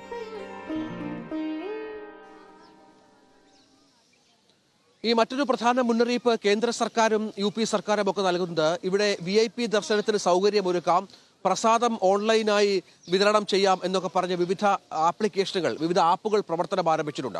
അതൊക്കെ വ്യാജ ആപ്പുകളാണ്. VIP ദർശനം ഇവിടെ ഉണ്ടാവില്ല എന്ന് വ്യക്തമാക്കിയിട്ടുണ്ട്. ഒപ്പം പ്രസാദം ഓൺലൈനായി നൽകുന്ന സംവിധാനവും അയോധ്യ ക്ഷേത്രത്തിൽ ഉണ്ടാവില്ല. ഒപ്പം നിരവധിയായ തട്ടിപ്പുകൾ ഇതുമായി ബന്ധപ്പെട്ട് പുറത്തു വരുന്നു, അല്ലെങ്കിൽ അത്തരത്തിൽ സൈബർ ലോകത്ത് വ്യാപിക്കുന്നു. അപ്പോൾ കേന്ദ്ര സർക്കാർ ആ കാര്യത്തിലുമൊക്കെ ഒരു ജാഗ്രത പുലർത്തുന്നുണ്ട്. കേന്ദ്ര സർക്കാരിൻ്റെ IT സെൽ ഇതുമായി ബന്ധപ്പെട്ട പരിശോധന നടത്തുന്നതിനൊപ്പം ഈ പറഞ്ഞ പോലെ പൊതുജനങ്ങൾക്ക് പല വിധത്തിലുള്ള മുന്നറിയിപ്പുകളും നൽകുന്നുണ്ട്. തട്ടിപ്പ് സംഘങ്ങൾ വ്യാപകമായ അയോധ്യ ക്ഷേത്രവുമായി ബന്ധപ്പെട്ട് ഇവിടെ VIP പരിഗണന ആർക്കും ഉണ്ടാകില്ലെന്നും പ്രസാദമൊന്നും ഓൺലൈനിൽ നൽകില്ലെന്നും വീണ്ടുമുള്ള മുന്നറിയിപ്പുകൾ, ഒപ്പം ഈ മൈക്ക് അനൗൺസ്മെന്റും ഒക്കെ ഇവിടെ കാര്യമായി തന്നെ ഇന്നലെ മുതൽ നൽകുന്നുണ്ട്. കാരണം അത്തരം ആപ്പുകൾ ഉണ്ടാകുന്നു എന്നുള്ളതാണ് ഒരു പ്രധാന കാര്യം. അതനുസരിച്ചുള്ള രീതിയിലാണ് ഇപ്പോൾ കാര്യങ്ങൾ മുന്നോട്ട് കൊണ്ടുപോകുന്നത്. അതിനുശേഷം മറ്റു കാര്യം, ഇവിടെ ഈ 23 മുതലാണ് ദർശനം ഇവിടെ ഉണ്ടാവുക എന്നുള്ളതാണ്. ഇപ്പോൾ പൂജ ചെയ്യുന്ന രാംലല്ല വിഗ്രഹത്തിനൊപ്പം ഭരതന്റെയും ശത്രുഘ്നന്റെയും ലക്ഷ്മണന്റെയും ഇവരുടെ 3 പേരുടെയും ബാലരൂപത്തിലുള്ള വിഗ്രഹങ്ങളും പുതിയ ക്ഷേത്രത്തിൽ പ്രതിഷ്ഠിക്കുന്നുണ്ട് എന്ന വിവരങ്ങളും പുറത്തു വരുന്നുണ്ട്. അങ്ങനെ 4 വിഗ്രഹങ്ങൾ ഈ പുതിയ ക്ഷേത്രത്തിൽ പ്രതിഷ്ഠിച്ചുള്ള പൂജകളാകും ഉണ്ടാവുക. മൈസൂരിൽ നിന്നുള്ള ശില്പി അരുൺ യോഗി രാജ് നിർമ്മിച്ച പുതിയ രാംലല്ല വിഗ്രഹമാണ് ഇപ്പോൾ അവിടെ പൂജ നടന്നുകൊണ്ടിരിക്കുന്നത്. അതിന് നേരത്തെ പറഞ്ഞതുപോലെ 150 മുതൽ 200 വരെ കിലോഗ്രാം ഭാരമുള്ള ഒരു വിഗ്രഹമാണ് ഇത്. ഈ പ്രായശ്ചിത്ത കർമ്മ പൂജകൾ, മൂർത്തിയുടെ പരിസര പ്രവേശനം, ഇന്ന് ഔഷധക്കൂട്ടുകളും കസ്തൂരി നെയ്യും വിവിധ ധാന്യങ്ങൾ ഉപയോഗിച്ചുള്ള സ്നാനം എന്നിവയാണ്. ഈ 19-ാം തീയതി ഇന്ന് ഔഷധക്കൂട്ടുകളും കസ്തൂരി നെയ്യും വിവിധ ധാന്യങ്ങളും ഉപയോഗിച്ചുള്ള സ്നാനമാണ് ഇന്ന് നടക്കുന്നത്. 20-ന് നാളെ മധുരം, ഫലകങ്ങൾ എന്നിവയുപയോഗിച്ചുള്ള പൂജാവിധികൾക്ക് ശേഷമാകും മറ്റന്നാൾ പ്രാൺ പ്രതിഷ്ഠ ചടങ്ങിലേക്ക് കടക്കുക എന്നുള്ളതാണ്. അങ്ങനെ 121 ആചാര്യന്മാർ പങ്കെടുക്കുന്ന വലിയ പൂജാ ചടങ്ങുകൾ, താന്ത്രിക വിധിപ്രകാരമുള്ള വലിയ പൂജ ചടങ്ങുകളാണ് എന്റെ തൊട്ടുപിറകിൽ കാണുന്ന അയോധ്യ ക്ഷേത്രത്തിൽ നടക്കുന്നത്. കാശിയിലെ ലക്ഷ്മികാന്ത് ദീക്ഷിതിന്റെ കാർമ്മികത്തിലാണ് കർമ്മങ്ങൾ. പ്രതിഷ്ഠാ സമയത്ത് പ്രധാനമന്ത്രി നരേന്ദ്രമോദിക്കൊപ്പം 4 പേർക്ക് മാത്രമാണ് ഇവിടെ പ്രവേശനം ഉണ്ടാവുക എന്നുള്ള വിവരങ്ങളും നമ്മൾ നേരത്തെ പങ്കുവച്ചു കഴിഞ്ഞു. അങ്ങനെ ഒരുക്കങ്ങളെല്ലാം അതിൻ്റെ അന്തിമഘട്ടത്തിലേക്ക് കടക്കുന്ന ഒരു പശ്ചാത്തലം ഇവിടെ ഉണ്ട്. അതൊക്കെ അത്തരത്തിൽ തന്നെ എല്ലാ കോർഡിനേഷനോട് കൂടി കാര്യങ്ങൾ മുന്നോട്ട് പോകുന്നു. നിർമ്മാണ പ്രവർത്തനങ്ങളിൽ കാര്യമായ പുരോഗതി ഉണ്ടാകുന്നു. ശുചീകരണ പ്രവർത്തനങ്ങൾ ആധുനിക സംവിധാനങ്ങളോടുകൂടി ഇവിടെ നടക്കുന്നു. വാഹനങ്ങൾക്ക് ഈ ദിവസങ്ങളിലൊന്നും ഈ അയോധ്യ ക്ഷേത്രത്തിലേക്ക് പ്രവേശനം, ഈ വഴിയിൽ കൂടി പോലും പ്രവേശനമില്ല. വാഹനങ്ങളെ തടയാനുള്ള സംവിധാനം അടക്കമുണ്ട്. അങ്ങനെ എല്ലാ തരത്തിലും പൂർണ്ണമായ തോതിലുള്ള ഒരു സംവിധാനമാണ് അയോധ്യയിലുള്ളത്. അയോധ്യയുമായി ബന്ധപ്പെട്ട നമ്മുടെ കേരളത്തിൽ നടക്കുന്ന മറ്റൊരു വാർത്തയിലേക്ക് കൂടി പോകാം. ക്ഷേത്രത്തിനായി വർഷങ്ങൾക്ക് മുൻപ് ചുവരെഴുത്തുണ്ടായ സ്ഥലമാണ് കാസർഗോഡ് ജില്ലയിലെ ചേറ്റുകുണ്ട് എന്ന സ്ഥലം. രാമക്ഷേത്രത്തിനായി അന്ന് എഴുതിയത് ഇന്ന് യാഥാർത്ഥ്യമാകുമ്പോൾ വലിയ സന്തോഷത്തിലാണ് ചേറ്റുകുണ്ടിലെ വിശ്വാസികൾ. കാഞ്ഞങ്ങാട് കാസർഗോഡ് സംസ്ഥാന പാതയിൽ ചേറ്റുകുണ്ട് റെയിൽവേ ഗേറ്റിന് സമീപത്താണ് ഈ പഴയ കെട്ടിടവും ചുമരെഴുത്തുമുള്ളത്. 1989 രാഷ്ട്രീയ സ്വയം സേവക സംഘത്തിന്റെ ആഹ്വാനപ്രകാരം രാമജന്മഭൂമി ക്ഷേത്രത്തിനായി രാജ്യമെമ്പാടും ചുവരെഴുത്ത് നടത്തിയത്. നാട്ടിൽ പലയിടത്തും ചുവരെഴുത്തുകൾ ഉണ്ടായിരുന്നെങ്കിലും ചേറ്റുകുണ്ടിലെ ചുവരെഴുത്ത് മാറ്റാൻ സമ്മതിച്ചില്ല. അന്ന് ശ്രീരാമ ജന്മഭൂമി ക്ഷേത്രത്തിനായി ആഗ്രഹിച്ചിരുന്നെങ്കിലും സ്വപ്നം യാഥാർത്ഥ്യമാകുമെന്ന പ്രതീക്ഷയില്ലായിരുന്നു. RSSന്റെ നേതൃത്വത്തിൽ വിശ്വ ഹിന്ദു പരിഷത്ത് അയോധ്യ പ്രക്ഷോഭം ഏറ്റെടുക്കുന്ന സമയത്ത് ഭാരതത്തിലെ എല്ലാ പ്രദേശങ്ങളിലും ഈ പ്രക്ഷോഭം നടന്നിട്ടുണ്ട്. ഇതിന് കർസേവകർ സ്വയം സേവകരായി പങ്കെടുത്തിട്ടുണ്ട്. ആ സമയത്ത് എല്ലാ പ്രദേശങ്ങളിലും ശിലാപൂജനം നടത്തിയിട്ടുണ്ട്. എല്ലാ വീടുകളിലും കേന്ദ്രീകരിച്ചുകൊണ്ട് ശിലാപൂജനം നടത്തിയിട്ടുണ്ട്. അതിൻ്റെ ഭാഗമായിട്ട് ചുമരെഴുത്തുകൾ എഴുതണം എന്ന് പറഞ്ഞതിൻ്റെ അടിസ്ഥാനത്തിലാണ് ഇവിടെയും ചുമരെഴുത്ത് എഴുതിയത് ചേറ്റുകുണ്ടിൽ. അപ്പോൾ മറ്റ് പ്രദേശങ്ങളിലൊക്കെ തന്നെ ആ ചുമരെഴുത്തുകൾ മായ്ക്കപ്പെട്ടു. ഇവിടെ അത് RSS ഹൈന്ദവ സംഘടനകളുടെ ഈറ്റില്ലമാണ് ചേറ്റുകുണ്ട് എന്ന് പറയുന്ന പ്രദേശം. അതുകൊണ്ട് ഇവിടുത്തെ ഹൈന്ദവ സഹോദരിമാർ അത് മായ്ച്ചു കളയാൻ വേണ്ടി അനുവദിച്ചില്ല, അതിനെ സംരക്ഷിച്ചു. അതുകൊണ്ടാണ് അത് ഇത്ര കാലമായിട്ട് ഇവിടെ ഇങ്ങനെ ഒരു കേടുപാടും സംഭവിക്കാതെ അത് നിലനിൽക്കുന്നത്. തർക്കഭൂമി തകർക്കപ്പെട്ട കാലങ്ങളിൽ ചേറ്റുകുണ്ടിൽ നിരവധി അക്രമങ്ങൾ അരങ്ങേറിയിരുന്നു. രാമക്ഷേത്രം യാഥാർത്ഥ്യമാകുമ്പോൾ പഴയതെല്ലാം മറന്ന് സന്തോഷത്തിലാണ് വിശ്വാസികൾ. പ്രാണപ്രതിഷ്ഠാ ദിനത്തിൽ വിപുലമായ ആഘോഷ പരിപാടികളും പ്രത്യേക പൂജകളും സംഘടിപ്പിക്കാൻ ഒരുങ്ങുകയാണ് ഹൈന്ദവ സംഘടനകൾ. ന്യൂസ് 18 കാസർഗോഡ്. ഇന്ന് രാവിലെ ഈ അയോധ്യയിൽ വിശ്വാസികളുടെ ഭക്തജനങ്ങളുടെ ഒരു ചെറിയ കുറവുണ്ട്. അതിന്റെ കാരണം ഇന്നുകൂടി മാത്രമാണ് പ്രവേശനം ഉണ്ടാവുക. നാളെ മുതൽ പ്രവേശനം ഉണ്ടാകില്ല എന്നുള്ളതാണ്. അപ്പോൾ സ്വാഭാവികമായും ഇനി 23-ന് വന്ന് ഈ പുതിയ ക്ഷേത്ര പ്രതിഷ്ഠ കാണാം എന്നുള്ള വിശ്വാസത്തിലായിരിക്കും പലരും. പക്ഷെ അപ്പോഴും കുറച്ച് കഴിഞ്ഞ് ഈ ഭക്തജനങ്ങളുടെ ഒരു പ്രവാഹം ഇങ്ങോട്ടേക്ക് പ്രതീക്ഷിക്കുന്നുമുണ്ട്. ഇത് അവസാന ദിവസമാണ്. 3 ദിവസങ്ങൾക്ക് ശേഷം മാത്രമാണ് ഉണ്ടാവുക. പഴയ ക്ഷേത്രത്തിലെ നേരത്തെയുള്ള വിഗ്രഹം കാണാനുള്ള അവസാന ദിവസം കൂടിയാണ് ഇന്ന്. അതിനുശേഷം പുതിയ വിഗ്രഹമായിരിക്കും 23 മുതൽ വിശ്വാസികൾക്കായി ദർശനത്തിന് സൗകര്യമൊരുക്കി ഉണ്ടാവുക. അങ്ങനെ നേരത്തെ പറഞ്ഞ പോലെ വലിയ ഒരു ചടങ്ങിന്, വർഷങ്ങളായി കാത്തിരുന്ന ഒരു ചടങ്ങിന് അതിൻ്റെ അവസാന ഘട്ട തയ്യാറെടുപ്പുകളാണ് അയോധ്യയും പരിസരവും. അതനുസരിച്ചുള്ള ക്രമീകരണങ്ങളെല്ലാം ഇവിടെ പൂർത്തിയായി കഴിഞ്ഞു, ഒരുക്കങ്ങൾ പൂർത്തിയായി കഴിഞ്ഞു. 7000-ൽ പരം ആളുകൾ, പ്രത്യേക ക്ഷണിതാക്കളായ 7000-ൽ പരം ആളുകൾ, മലയാളികളടക്കമുള്ള ആളുകളുണ്ട്, അയോധ്യയിലെത്തും. അത് തമിഴിലെയും തെലുങ്കിലെയും കന്നഡയിലെയും ഹിന്ദിയിലെയും മറ്റും സൂപ്പർ താരങ്ങളടക്കമുള്ള ആളുകൾ ഇവിടെ എത്തുമെന്നും ഇതുമായി ബന്ധപ്പെട്ട ചടങ്ങിൽ പങ്കെടുക്കും എന്നുള്ള വിവരം പുറത്തു വന്നു കഴിഞ്ഞു. ഇവർക്കെല്ലാമുള്ള താമസ സൗകര്യങ്ങൾ സർക്കാരും ക്ഷേത്ര ട്രസ്റ്റും നേരിട്ടാണ് ഏർപ്പാട് ചെയ്തിരിക്കുന്നത്. കാരണം വിശിഷ്ട അതിഥികളാണ്. ചാർട്ടർ ചെയ്ത വിമാനങ്ങളിലായിരിക്കും പല ആളുകളും ഇങ്ങോട്ടേക്ക് എത്തി ഈ ചടങ്ങിൽ പങ്കെടുക്കുക. അങ്ങനെ വലിയ തോതിലുള്ള ഒരു ചടങ്ങ്. അന്ന് പൊതുജനങ്ങൾക്ക് മാത്രമാണ് പ്രവേശനമില്ലാത്തത്. ക്ഷണിക്കപ്പെട്ട അതിഥികൾക്ക് പ്രത്യേക ഉപഹാരങ്ങളും നൽകുമെന്ന് ക്ഷേത്ര ട്രസ്റ്റ് അറിയിച്ചിട്ടുണ്ട്. പ്രമുഖർ നിരവധി പേരുണ്ടാകും. ഒപ്പം ഇവിടെ ഈ സരയൂ നദിക്കരയിലടക്കം വലിയ പർണശാലകൾ കെട്ടിയിട്ടുണ്ട്, വലിയ ടെന്റ് സിറ്റികൾ ഒരുങ്ങിയിട്ടുണ്ട്.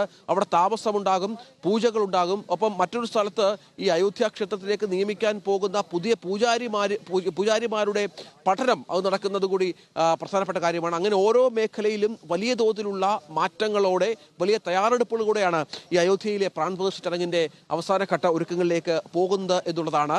ഇനിയും ഓരോ മണിക്കൂറുകളിലും അയോധ്യയിലെ ഓരോ സ്പന്ദനവും പ്രേക്ഷകരിലേക്ക് എത്തിക്കാൻ ന്യൂസ് 18 സംഘം അയോധ്യയിലുണ്ടാകും. തൽക്കാലം മറ്റു വാർത്തകളിലേക്ക് ബാക്ക് ടു സ്റ്റുഡിയോ.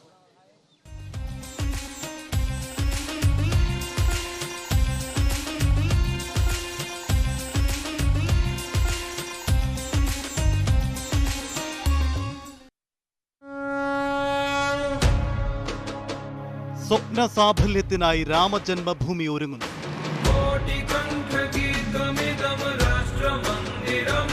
പ്രാൺ പ്രതിഷ്ഠയ്ക്കായി വിശ്വാസി സഹസ്രങ്ങൾ കാത്തിരിക്കുകയാണ്. രാമനാമം ചൊല്ലി നാടും നഗരവും മുഴുവൻ അയോധ്യയിലേക്ക്.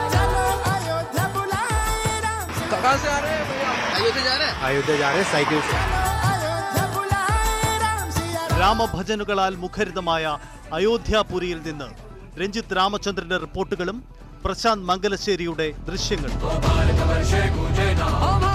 അയോധ്യ മുഴുവൻ ഭക്തിസാന്ദ്രമാണ്. അയോധ്യ പ്രാൺ പ്രതിഷ്ഠ കവറേജ് സമഗ്രമായി ന്യൂസ് 18-ൽ മാത്രം. ന്യൂസ് 18 കേരളം, മലയാളത്തിന്റെ ദേശീയ ചാനൽ.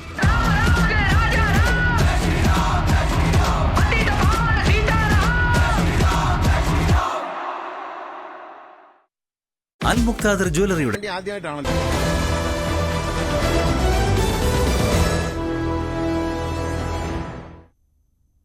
പ്രഭാത കേരളം തുടരുകയാണ്.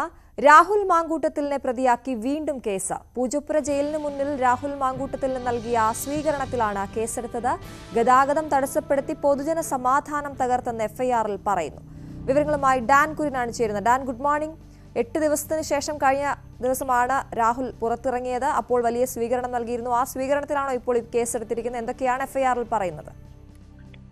അശ്വതി, കഴിഞ്ഞ ദിവസമാണ് രാഹുൽ മാങ്കൂട്ടത്തിൽ നേരത്തെ സൂചിപ്പിച്ച പോലെ യൂത്ത് കോൺഗ്രസ് സെക്രട്ടേറിയറ്റ് മാർച്ചുമായി ബന്ധപ്പെട്ട അക്രമ സംഭവങ്ങളുടെ പേരിൽ കന്റോൺമെന്റ് പോലീസ് രജിസ്റ്റർ ചെയ്ത കേസുമായി ബന്ധപ്പെട്ട് ജയിൽ മോചിതനായത്. അതിനുശേഷം ജയിൽ മോചിതനായ രാഹുൽ മാങ്കൂട്ടത്തില് ജയിലിന് പുറത്ത്, പൂജപ്പുര ജയിലിന് പുറത്ത് യൂത്ത് കോൺഗ്രസിന്റെ നേതൃത്വത്തിൽ വലിയ സ്വീകരണം ഒരുക്കിയിരുന്നു. പക്ഷേ ഈ സ്വീകരണ പരിപാടിക്കിടയിൽ സർക്കാരിന്റെ ഫ്ലെക്സുകൾ അടക്കം അടിച്ചു തകർക്കുന്ന സാഹചര്യം പ്രവർത്തകരുടെ ഭാഗത്തു നിന്നുണ്ടായി. ഇത് ലഹരി ഉണ്ടാക്കണമെന്ന ഉദ്ദേശത്തോടെ പ്രകോപനം ഉണ്ടാക്കാനാണ് പ്രവർത്തകർ ശ്രമിച്ചതെന്നാണ് ആക്ഷേപം.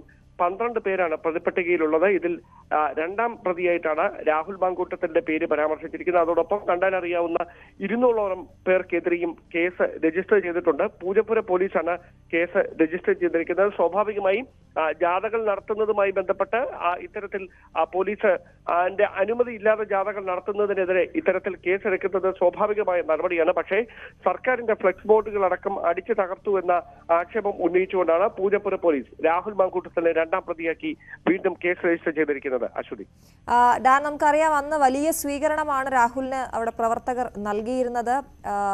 മാലയിട്ട് സ്വീകരിക്കുകയും അവിടെ തന്നെ രാഹുൽ മാധ്യമങ്ങളോട് സംസാരിക്കുകയും ഒക്കെ ചെയ്തിരുന്നു.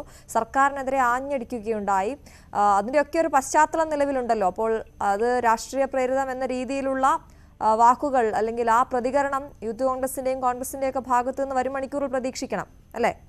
സ്വാഭാവികമായും അങ്ങനെ തന്നെ ഉണ്ടാകാൻ തന്നെയാണ് സാധ്യത. ഇന്ത്യൻ ശിക്ഷാ നിയമത്തിലെ 147, 143, 149 തുടങ്ങിയ വകുപ്പുകളാണ് രാഹുലിനെതിരെ ചുമത്തിയിരിക്കുന്നത്. രാഹുലിനും കൂട്ടുപ്രതികൾക്കുമെതിരെ ചുമത്തിയിരിക്കുന്നത്. സംഘം ചേർന്ന് ജാഥ നയിച്ച ഇത്തരത്തിൽ അക്രമങ്ങൾ നടത്തുന്നതുമായി ബന്ധപ്പെട്ടാണ് ഈ വകുപ്പുകൾ ചുമത്തുന്നത്.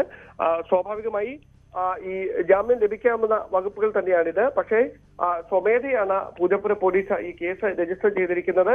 അതോടൊപ്പം ഈ സർക്കാരിന്റെ ഫ്ലെക്സ് ബോർഡുകൾ അടിച്ചു തകർത്തു എന്നതാണ് പ്രധാനപ്പെട്ട ആക്ഷേപമായി ഇതിൽ ഉന്നയിക്കുന്നതും. ശരി, ഡാൻ കുര്യനാണ് വിവരങ്ങൾ നൽകിയത്. എന്തായാലും വരും മണിക്കൂറുകളിൽ ഇത് കോൺഗ്രസ് വലിയ വിഷയമായി ഉയർത്തുകയും അതുമായി ബന്ധപ്പെട്ട പ്രതികരണങ്ങളും നമുക്ക് പ്രതീക്ഷിക്കാം. സംസ്ഥാന സർക്കാർ നേതൃത്വം നൽകുന്ന കേന്ദ്രവിരുദ്ധ സമരത്തിൽ പങ്കാളികളാകേണ്ടതില്ലെന്ന് UDF നേതൃയോഗത്തിൽ തീരുമാനം. ഇടത് സർക്കാരിന്റെ ക്ഷണം സ്വീകരിച്ചാൽ അണികൾക്കിടയിൽ ആശയക്കുഴപ്പത്തിന് വഴിവെക്കുമെന്നാണ് വിലയിരുത്തൽ. സംസ്ഥാന ബജറ്റിൽ കൂടുതൽ ജനപ്രിയ പദ്ധതികൾ ഉൾപ്പെടുത്താൻ കഴിയാതെ പോകുന്നതിന്റെ കാരണക്കാർ കേന്ദ്ര സർക്കാർ മാത്രമാണെന്ന് വരുത്തി തീർക്കാനുള്ള തന്ത്രമാണ് ഇടത് സർക്കാരിന്റേതെന്നും ഘടകകക്ഷി നേതാക്കൾ യോഗത്തിൽ അഭിപ്രായപ്പെട്ടു.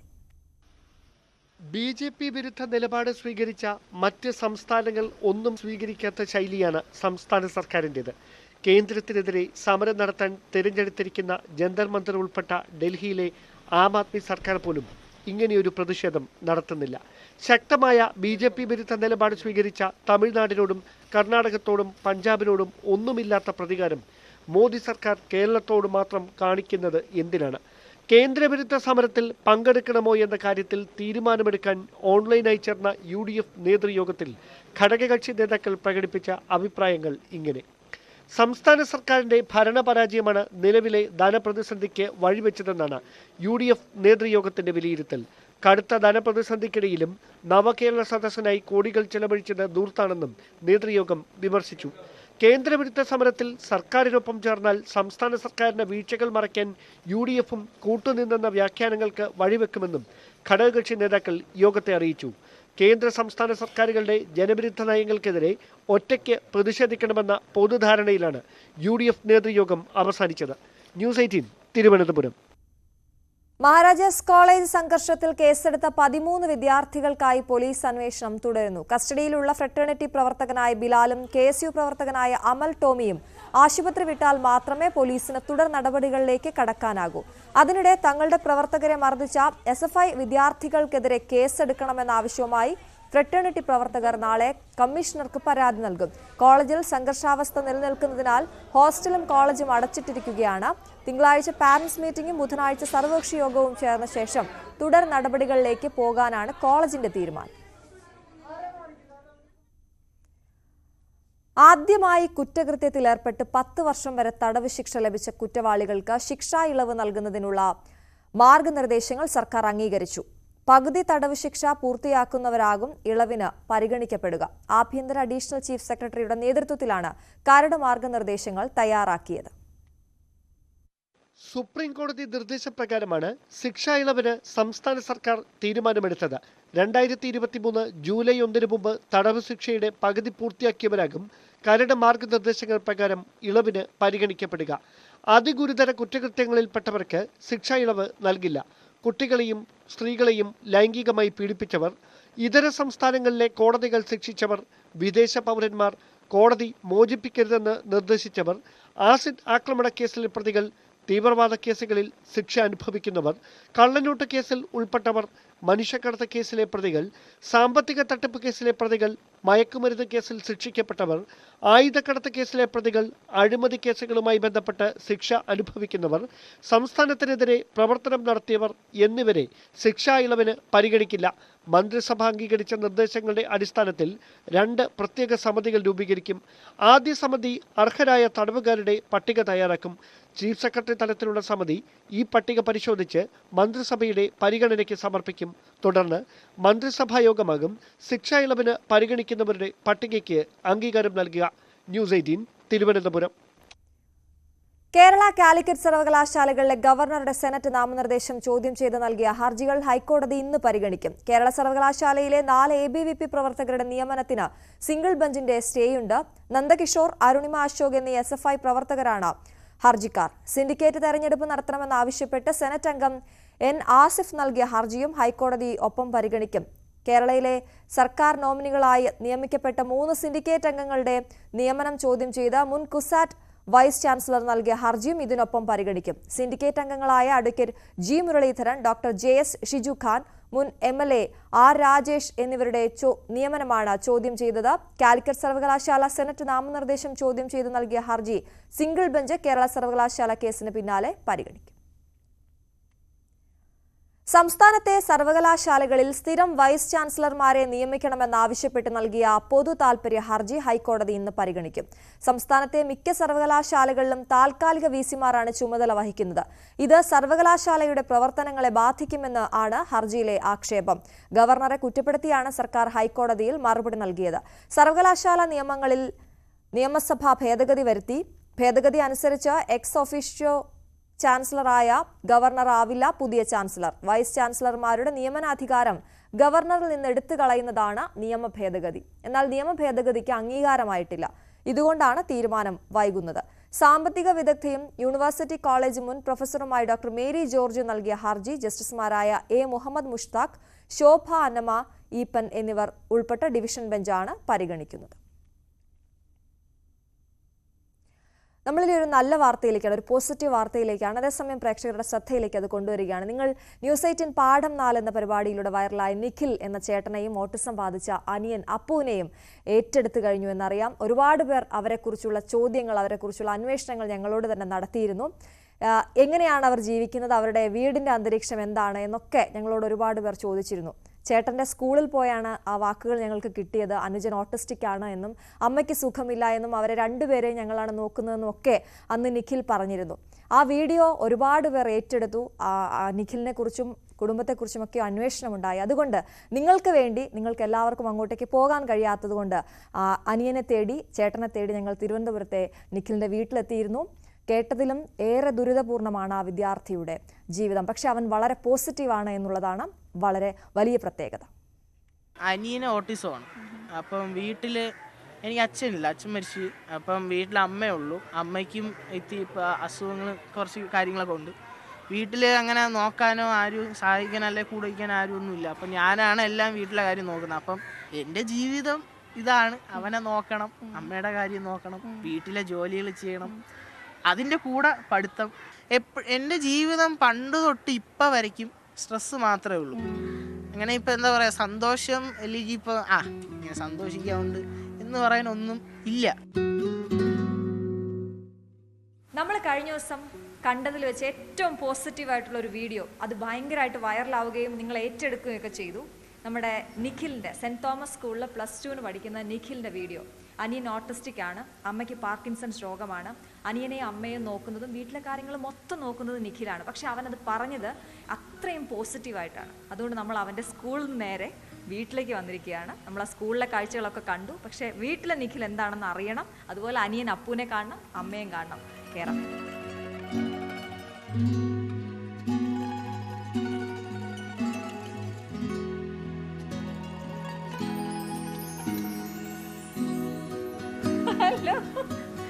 അപ്പൊ ഇതാണ് നമ്മുടെ നിഖിൽ. ഇത്രയും വൈറലായ നിഖിൽ വൈറലായത് നിഖിലിന്റെ കഷ്ടപ്പാട് കണ്ടിട്ടല്ല, പക്ഷെ അവന്റെ പോസിറ്റീവ് കണ്ടിട്ടാണ്. ഇത് നിഖിലിനെക്കാട്ടി ഒരുപാട് പ്രശ്നമുള്ള ആളുകൾ ഉണ്ടാവാം, ഒരുപാട് കുട്ടികളുണ്ടാവും, പക്ഷെ നിഖിലിന്റെ ആ പോസിറ്റിവിറ്റി അത് ആൾക്കാർക്ക് ഇഷ്ടപ്പെട്ടു. കണ്ടില്ലേ, ഓടുന്ന കണ്ടില്ലേ വൈറലായിട്ട്. നമുക്ക് അകത്തോട്ട് പോയാലോ? അപ്പു അവിടെ ഉണ്ട്. അപ്പൊ അപ്പുവിനെ നേരത്തെ പരിചയപ്പെടുത്തി. അന്ന് നമ്മളെല്ലാവരും അപ്പുവിനൊരു ഹായ് ഒക്കെ പറഞ്ഞാണ്. അപ്പു കിടക്കുവാണ്. ഹലോ അപ്പു, ഹലോ ഹലോ പറഞ്ഞേ, ഹലോ പറഞ്ഞേ. ആ ഓ കുഴപ്പമില്ല. ആ കുഴപ്പമില്ല. ഓക്കെ നിഖിലേ, ഇങ്ങനെ ഉണ്ടായിരുന്നു ഈ ഒരു നമ്മുടെ ഇത് കഴിഞ്ഞപ്പോഴത്തേക്കിനും ഒത്തിരി വിളിയൊക്കെ വന്നെന്ന് അറിഞ്ഞല്ലോ. എങ്ങനെ ഉണ്ടായിരുന്നു? എന്നിട്ട് എന്ന് പറയാനാ ഭയങ്കര സന്തോഷം. കാര്യം ഒരുപാട് പേര് സഹായിക്കാനും ഇപ്പം നല്ല മനസ്സുള്ളവരൊക്കെ സഹായിക്കാനൊക്കെ ശ്രമിക്കുക എന്ന് പറയുന്നത്, ഇപ്പം അങ്ങനെ ആരും സഹായിക്കാറോ അങ്ങനെയൊന്നും ആരും ചെയ്യാറില്ല. ഇങ്ങനെ ഒരു നല്ല മനസ്സുള്ളവർ നമ്മൾ വിളിക്കുമ്പോൾ തീർച്ചയായിട്ടും സന്തോഷം തന്നെയാണ്. ഇപ്പോഴത്തെ ഇപ്പം നിങ്ങൾ വരുന്നതിന് കുറച്ച് മുമ്പ് വിളിച്ചതേ ഉള്ളൂ. 2-3 അപ്പൂനൊന്ന് എഴുന്നേറ്റിരുത്താൻ നോക്കിയേ.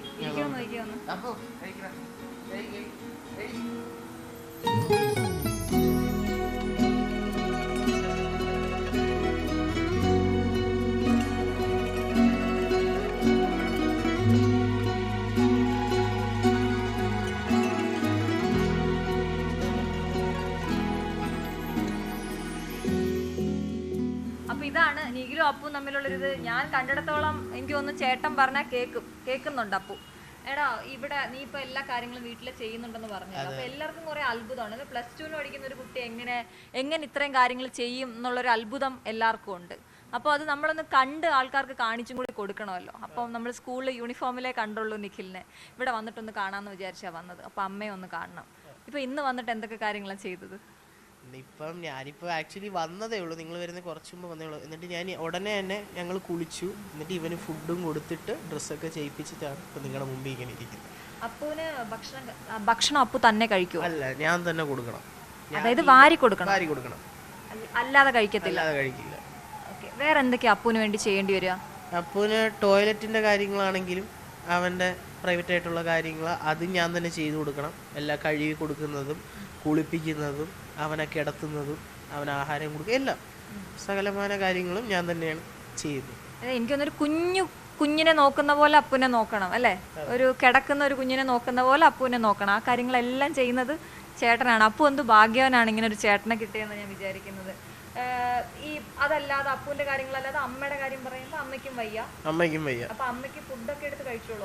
അമ്മ ഫുഡൊക്കെ അമ്മ കഴിച്ചോളും. ബട്ട് അമ്മയ്ക്ക് ഈ സ്ലഗി മൂമെന്റ്സ് ആണ്. അതായത് ഇപ്പം വിറയലും കാര്യങ്ങളും, പിന്നെ നടക്കാൻ ബുദ്ധിമുട്ട്, അങ്ങനത്തെ എല്ലാം പതുക്കെ ചെയ്യാൻ പറ്റും. ഒരു സ്പീഡില്ല ഒന്നിനും. അതാണ് ഈ അമ്മയ്ക്ക് ഇങ്ങനെ ഒരു അവസ്ഥ വന്നിട്ട് എത്ര കാലമായി? ഇതിപ്പോൾ ഓൾമോസ്റ്റ് 2 വർഷം. 2 വർഷം. ആ 2 വർഷമാണ് മോന്റെ. ശരിക്കും പറഞ്ഞാൽ സ്കാൻ ചെയ്ത് കണ്ടുപിടിച്ചത് ഇപ്പോൾ ഒരു 4 months ബാക്ക്, 4 or 3 months ബാക്കാണ് കണ്ടുപിടിച്ചത് സ്കാൻ ചെയ്ത്. പക്ഷേ 2 വർഷം മുമ്പ് ഇത് സംഭവം ഉണ്ടായിരുന്നു. ഞങ്ങളിത് അറിഞ്ഞില്ല. അമ്മയ്ക്ക് തളർച്ചയും കാര്യങ്ങളും ഉണ്ടായിരുന്നു, വിറയലും ഈ എണീക്കാൻ പ്രയാസം, അങ്ങനെ ഉണ്ടായിരുന്നു. കണ്ടുപിടിച്ചത് ഇപ്പം കുറച്ച് നാൾക്ക് മുമ്പാണ്. അപ്പൊ അങ്ങനെ ഇനി അമ്മയ്ക്ക് ഇനി അങ്ങനെ ജോലി ചെയ്യാൻ പറ്റുന്നില്ല എന്നൊരു ഘട്ടം വന്നപ്പോൾ പെട്ടെന്ന് തന്നെ സ്വന്തമായിട്ട് എല്ലാം ചെയ്യാൻ പറ്റും? അതോ അതിനു മുമ്പേ ചെയ്യുന്നുണ്ടായിരുന്നു? ഞാൻ അതിനു മുമ്പേ ചെയ്യും. അങ്ങനെ ചെയ്യാതിരിക്കാൻ പറ്റില്ലല്ലോ. നമുക്ക് ചെയ്യേണ്ട കാര്യം ചെയ്തല്ലേ പറ്റും. ചെയ്യും. പക്ഷെ ഇപ്പം അമ്മയ്ക്ക് ഒട്ടും വയ്യാതായപ്പം എല്ലാം സകലമാനവും ഞാൻ തന്നെ ചെയ്തു. പക്ഷെ അല്ല, ഞാൻ ഒരു കാര്യം ഇവിടെ എല്ലാവർക്കും ഭയങ്കര സംശയമാണ്. എല്ലാം ചെയ്യുമെന്ന് പറയുമ്പോൾ എന്തൊക്കെ ചെയ്യുമെന്നൊക്കെ ഉള്ളൊരു സംശയമുണ്ട്. കാരണം നമ്മൾ ഈ പ്രായത്തിലെ പിള്ളേരെന്നൊക്കെ പറഞ്ഞാൽ മറ്റേ സ്കൂളിൽ നിന്ന് വന്നിട്ട് ഷൂസും സോക്സും ഒക്കെ വലിച്ചെറിഞ്ഞ് നേരെ പോയി ടിവിയുടെ മുമ്പിലൊക്കെ ഇരുന്ന് പഠിക്കാനുള്ളത് പഠിച്ച് അത് മാത്രം ചെയ്യുന്ന ഒരു പ്രായമാണ്. പക്ഷെ ആ സമയത്ത് മോൻ ചെയ്യുന്നതെന്ന് പറഞ്ഞാൽ അങ്ങേ അറ്റമാണ്. അത് പറഞ്ഞ വളരെ പോസിറ്റീവായിട്ട് ഈ സ്മൈൽ, ഇതാണ് എനിക്ക് ശരിക്കും ഈ സ്മൈലാണ് അങ്ങോട്ടേക്ക് എന്നെ എത്തിച്ചത്. അപ്പോൾ ഇങ്ങനെ ഈ ഇരിപ്പ് തന്നെയുള്ളൂ അതോ വേറെ എന്തെങ്കിലും ചെയ്യാറുണ്ടോ? ഓടും ചാടും എല്ലാം ചെയ്യും. ഞാൻ ചോദിച്ചല്ല, കുസൃതി വേറെ? ഹൈപ്പറാണ് ഭയങ്കര. എന്ന് വെച്ചാൽ ഭയങ്കര ഹൈപ്പർ ആയിരുന്നു മുൻപ്. ഇപ്പം അത്ര ഹൈപ്പല്ല. മറ്റേ പണ്ടെന്ന് പറഞ്ഞാൽ ഇതില്ല, ഇത് പണ്ടില്ലായിരുന്നു. ഈ മിണ്ടായിരിപ്പ് എപ്പോ നോക്കിയാലും എഴിച്ച് ഓടി നടപ്പ്. ഇതിപ്പം ഇവനിപ്പോൾ ഇപ്പം നിങ്ങൾ ഇത്രയും പേര് ഉണ്ടെന്ന് അവൻ അറിയാം. അതുകൊണ്ട് അവൻ മര്യാദയായിട്ട് ഇരിക്കുന്നു. അങ്ങനത്തെ ഒരു. അപ്പൊ ഈ ഒരു എത്ര വയസ്സുണ്ട് ഇവനോ? എനിക്ക് 18. 18 അടുക്കള നമുക്കൊന്ന് കണ്ടാലോ? പോയാലോ? ക്ലീൻ അല്ല. അയ്യോ, ഞങ്ങളുടെയൊക്കെ കാണണം. അതിലും ഭേദമായിരിക്കുമല്ലോ. എന്ന് വിചാരിക്കാം. പോയാലോ? അപ്പൊ ഇവിടെ ഇരുന്നോട്ടെ. വാ.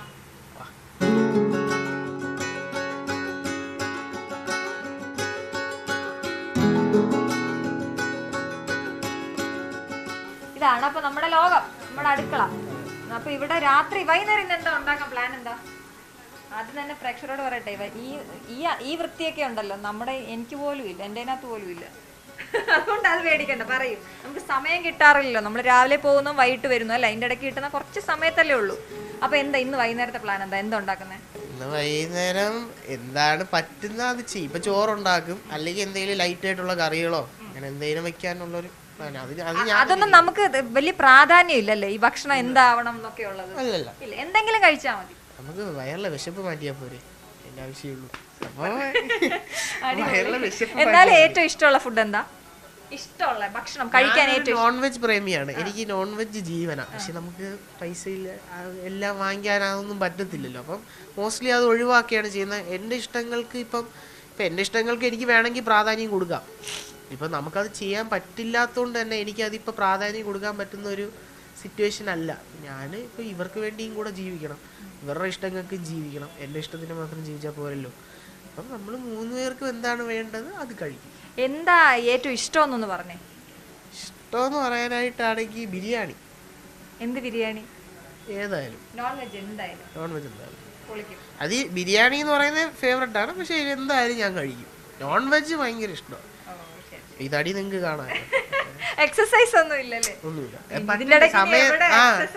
അത്രേ ഉള്ളൂ. ഇവിടെ പഠിക്കാനേ സമയമില്ല, പിന്നെ എക്സർസൈസ് ഒക്കെ എങ്ങനെ? അപ്പൊ നമുക്ക് ഇനി ഇവിടെ നിന്ന് കൂടുതൽ സമയം ചുറ്റിത്തിരിയണ്ട, നമുക്ക് അമ്മയും കൂടെ ഒന്ന് കാണണം. അമ്മ ഇവിടെ ഉണ്ട്.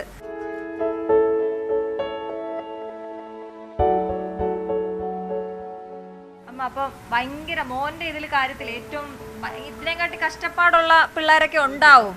പക്ഷെ അവന്റെ പോസിറ്റീവ്, അവന്റെ സ്മൈൽ, അവനത് പറഞ്ഞ രീതി, അതൊക്കെയാണ് ആൾക്കാർക്ക് ഒരുപാട് ഇഷ്ടമായത്. അപ്പൊ ഒരുപാട് പേര് അന്വേഷിക്കുന്നുണ്ട് എന്ത് നന്നായിട്ടാ സംസാരിക്കുന്നതെന്നൊക്കെ പറയുന്നുണ്ട്. അപ്പൊ ആ കമന്റ്സ് ഒക്കെ അമ്മ വായിച്ചു കാണുമല്ലോ, എന്താ തോന്നിയേ? എനിക്ക് ഭയങ്കര അഭിമാനമാണ് തോന്നി എൻ്റെ മോനെ കൊണ്ട്. Like I M so proud of him. ഞാൻ പുണ്യം ചെയ്യണം എനിക്കിങ്ങനെ ഒരു മകനെ കിട്ടിയതുകൊണ്ട്. പിന്നെ അവന് ഒരു പ്രയാസം എന്ന് പറഞ്ഞാൽ എന്നെയും നോക്കണം, അപ്പൂനെയും നോക്കണം. അതിൻ്റെ ഇതിൽ എനിക്ക് ഇച്ചിരി വിഷമമുണ്ട്. അല്ലാതെ ഞാൻ ഒരുപാട് അഭിമാനിക്കുന്നു എൻ്റെ മോനെ കൊണ്ട്. കാരണം അവൻ ഇത്രയും പഠിക്കാനുള്ളതിലും അവനെല്ലാം അഡ്ജസ്റ്റ് ചെയ്ത് മുന്നോട്ട് കൊണ്ടുപോകുന്നു ജീവിതം.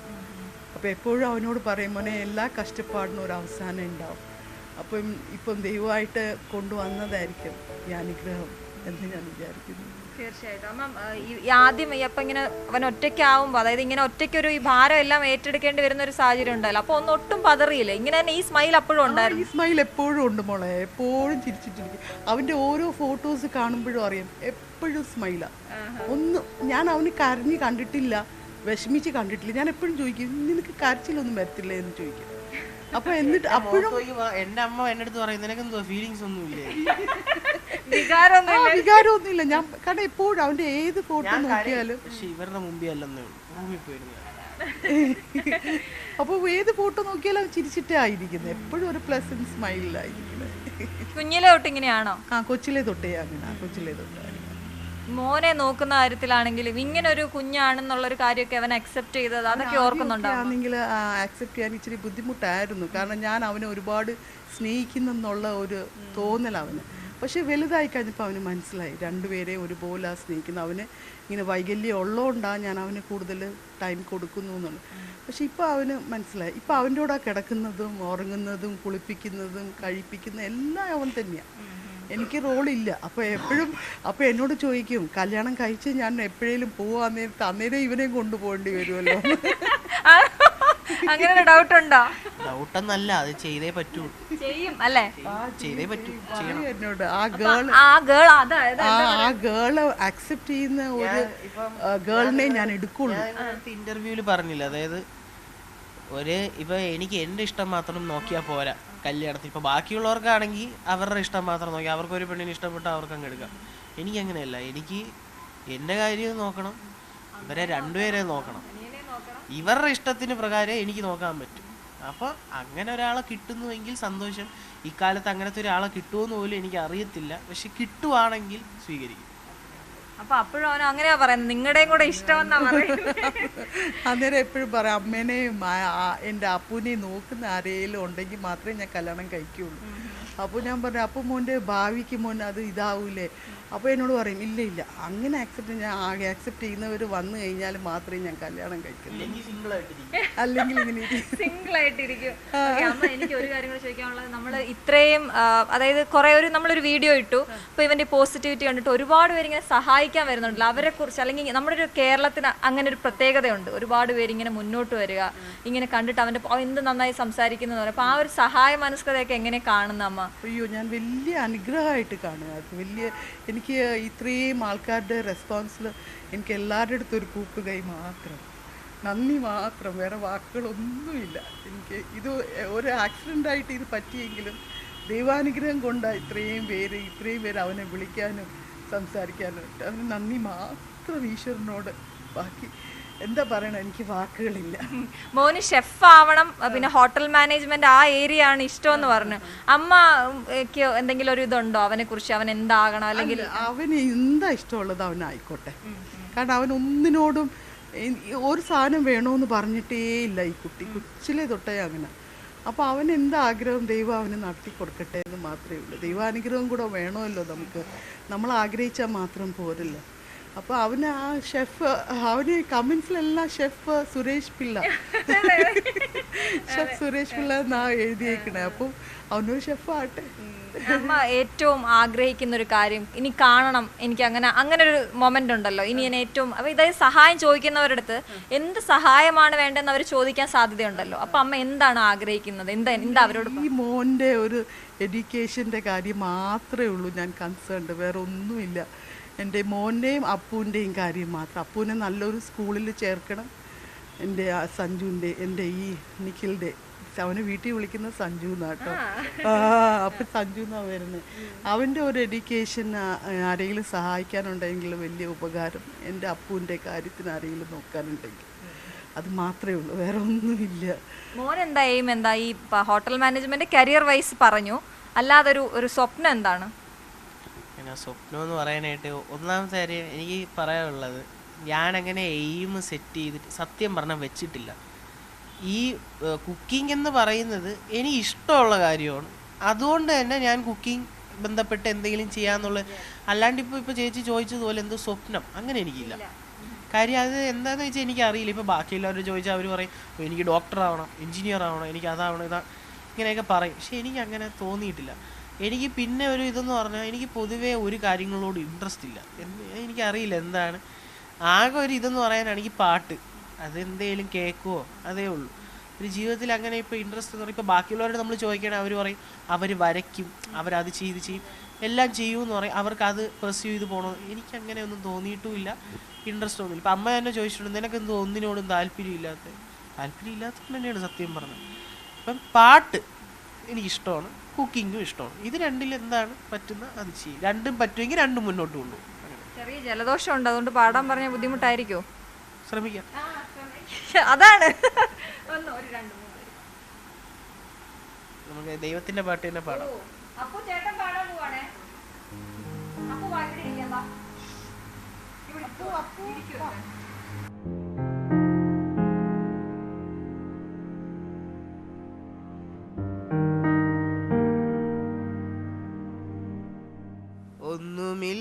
ഒന്നുമില്ലായ്മയിൽ നിന്നുമെന്നെ കൈപിടിച്ച് നടത്തുന്ന സ്നേഹം, എൻ്റെ വല്ലായ്മകൾ കണ്ടിട്ടെന്നും ആ നെഞ്ചോട് ചേർക്കുന്ന സ്നേഹം, ഒന്നുമില്ലായ്മയിൽ നിന്നുമെന്നെ കൈപിടിച്ച് നടത്തുന്ന സ്നേഹം,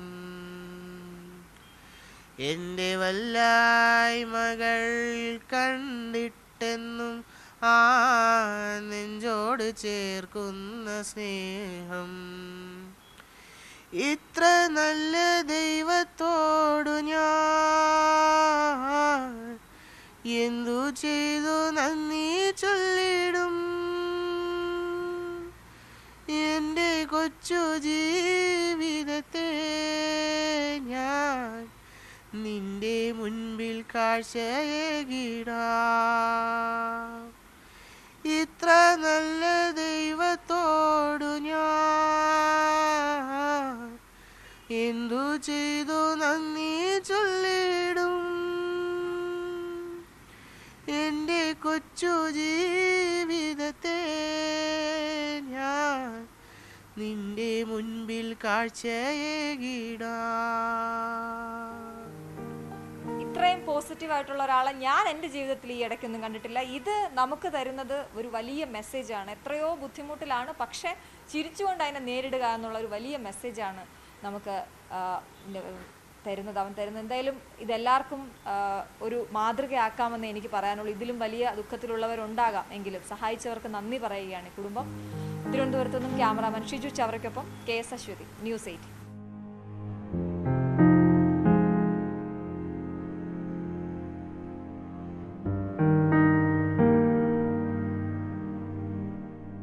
ഒന്നുമില്ലായ്മയിൽ നിന്നുമെന്നെ കൈപിടിച്ച് നടത്തുന്ന സ്നേഹം,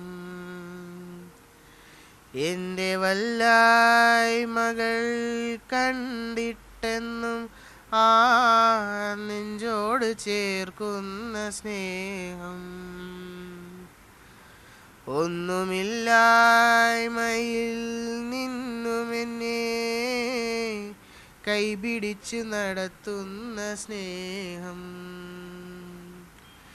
എൻ്റെ വല്ലായ്മകൾ കണ്ടിട്ടെന്നും ആ നെഞ്ചോട് ചേർക്കുന്ന സ്നേഹം. എന്തായാലും നിഖിലിൻ്റെയും അപ്പുവിൻ്റെയും ആ അമ്മയുടെയും കാഴ്ചകൾ അതവിടെ നേരിട്ട് പോയി കണ്ട ഒരാളെന്ന നിലയിൽ ഒരുപാട് പേര് നമ്മുടെ യൂട്യൂബിലൊക്കെ വന്നിട്ട് ഈ മോൻ്റെ അഡ്രസ്സ് ചോദിക്കുന്നുണ്ട്, നമ്പർ ചോദിക്കുന്നുണ്ട്, അവരോടൊക്കെ പറയുന്നുണ്ട്, പേഴ്സണലായിട്ട് അയക്കുന്നുണ്ട്. ഒരുപാട് പേര് സഹായമായിട്ട് വരുന്നുണ്ട്. അവർക്ക് എല്ലാവർക്കും നന്ദി പറയുകയാണ് ആ കുടുംബം. പക്ഷേ ഇനി എന്ത് ചെയ്യണം എന്ന ഒരു കാര്യം, ഒരു ചോദ്യചിഹ്നം അവരുടെ മുമ്പിലുണ്ട്. കാരണം അവർക്കൊരു നയിക്കാൻ ഒരാളില്ല, അത് നിഖിൽ തന്നെയാണ്, 18 വയസ്സുള്ള നിഖിൽ തന്നെയാണ്. അപ്പോൾ നിഖിൽ ഇനി എന്ത് ചെയ്യണമെന്നൊക്കെയുള്ള തീരുമാനം ഒരുപാട് സെലിബ്രിറ്റീസ് ഇതുപോലെ സഹായവുമായിട്ട് വരുന്നുണ്ട്. എന്തായാലും ഇതുമായി ബന്ധപ്പെട്ട വാർത്തകൾ, വിശേഷങ്ങളൊക്കെ പ്രേക്ഷകരിലേക്ക് ഞങ്ങൾ ഇനിയും എത്തിക്കും. അവരോടൊപ്പം, ആ കുടുംബത്തിനൊപ്പം News 18 ഉണ്ട്. ഇടവേള.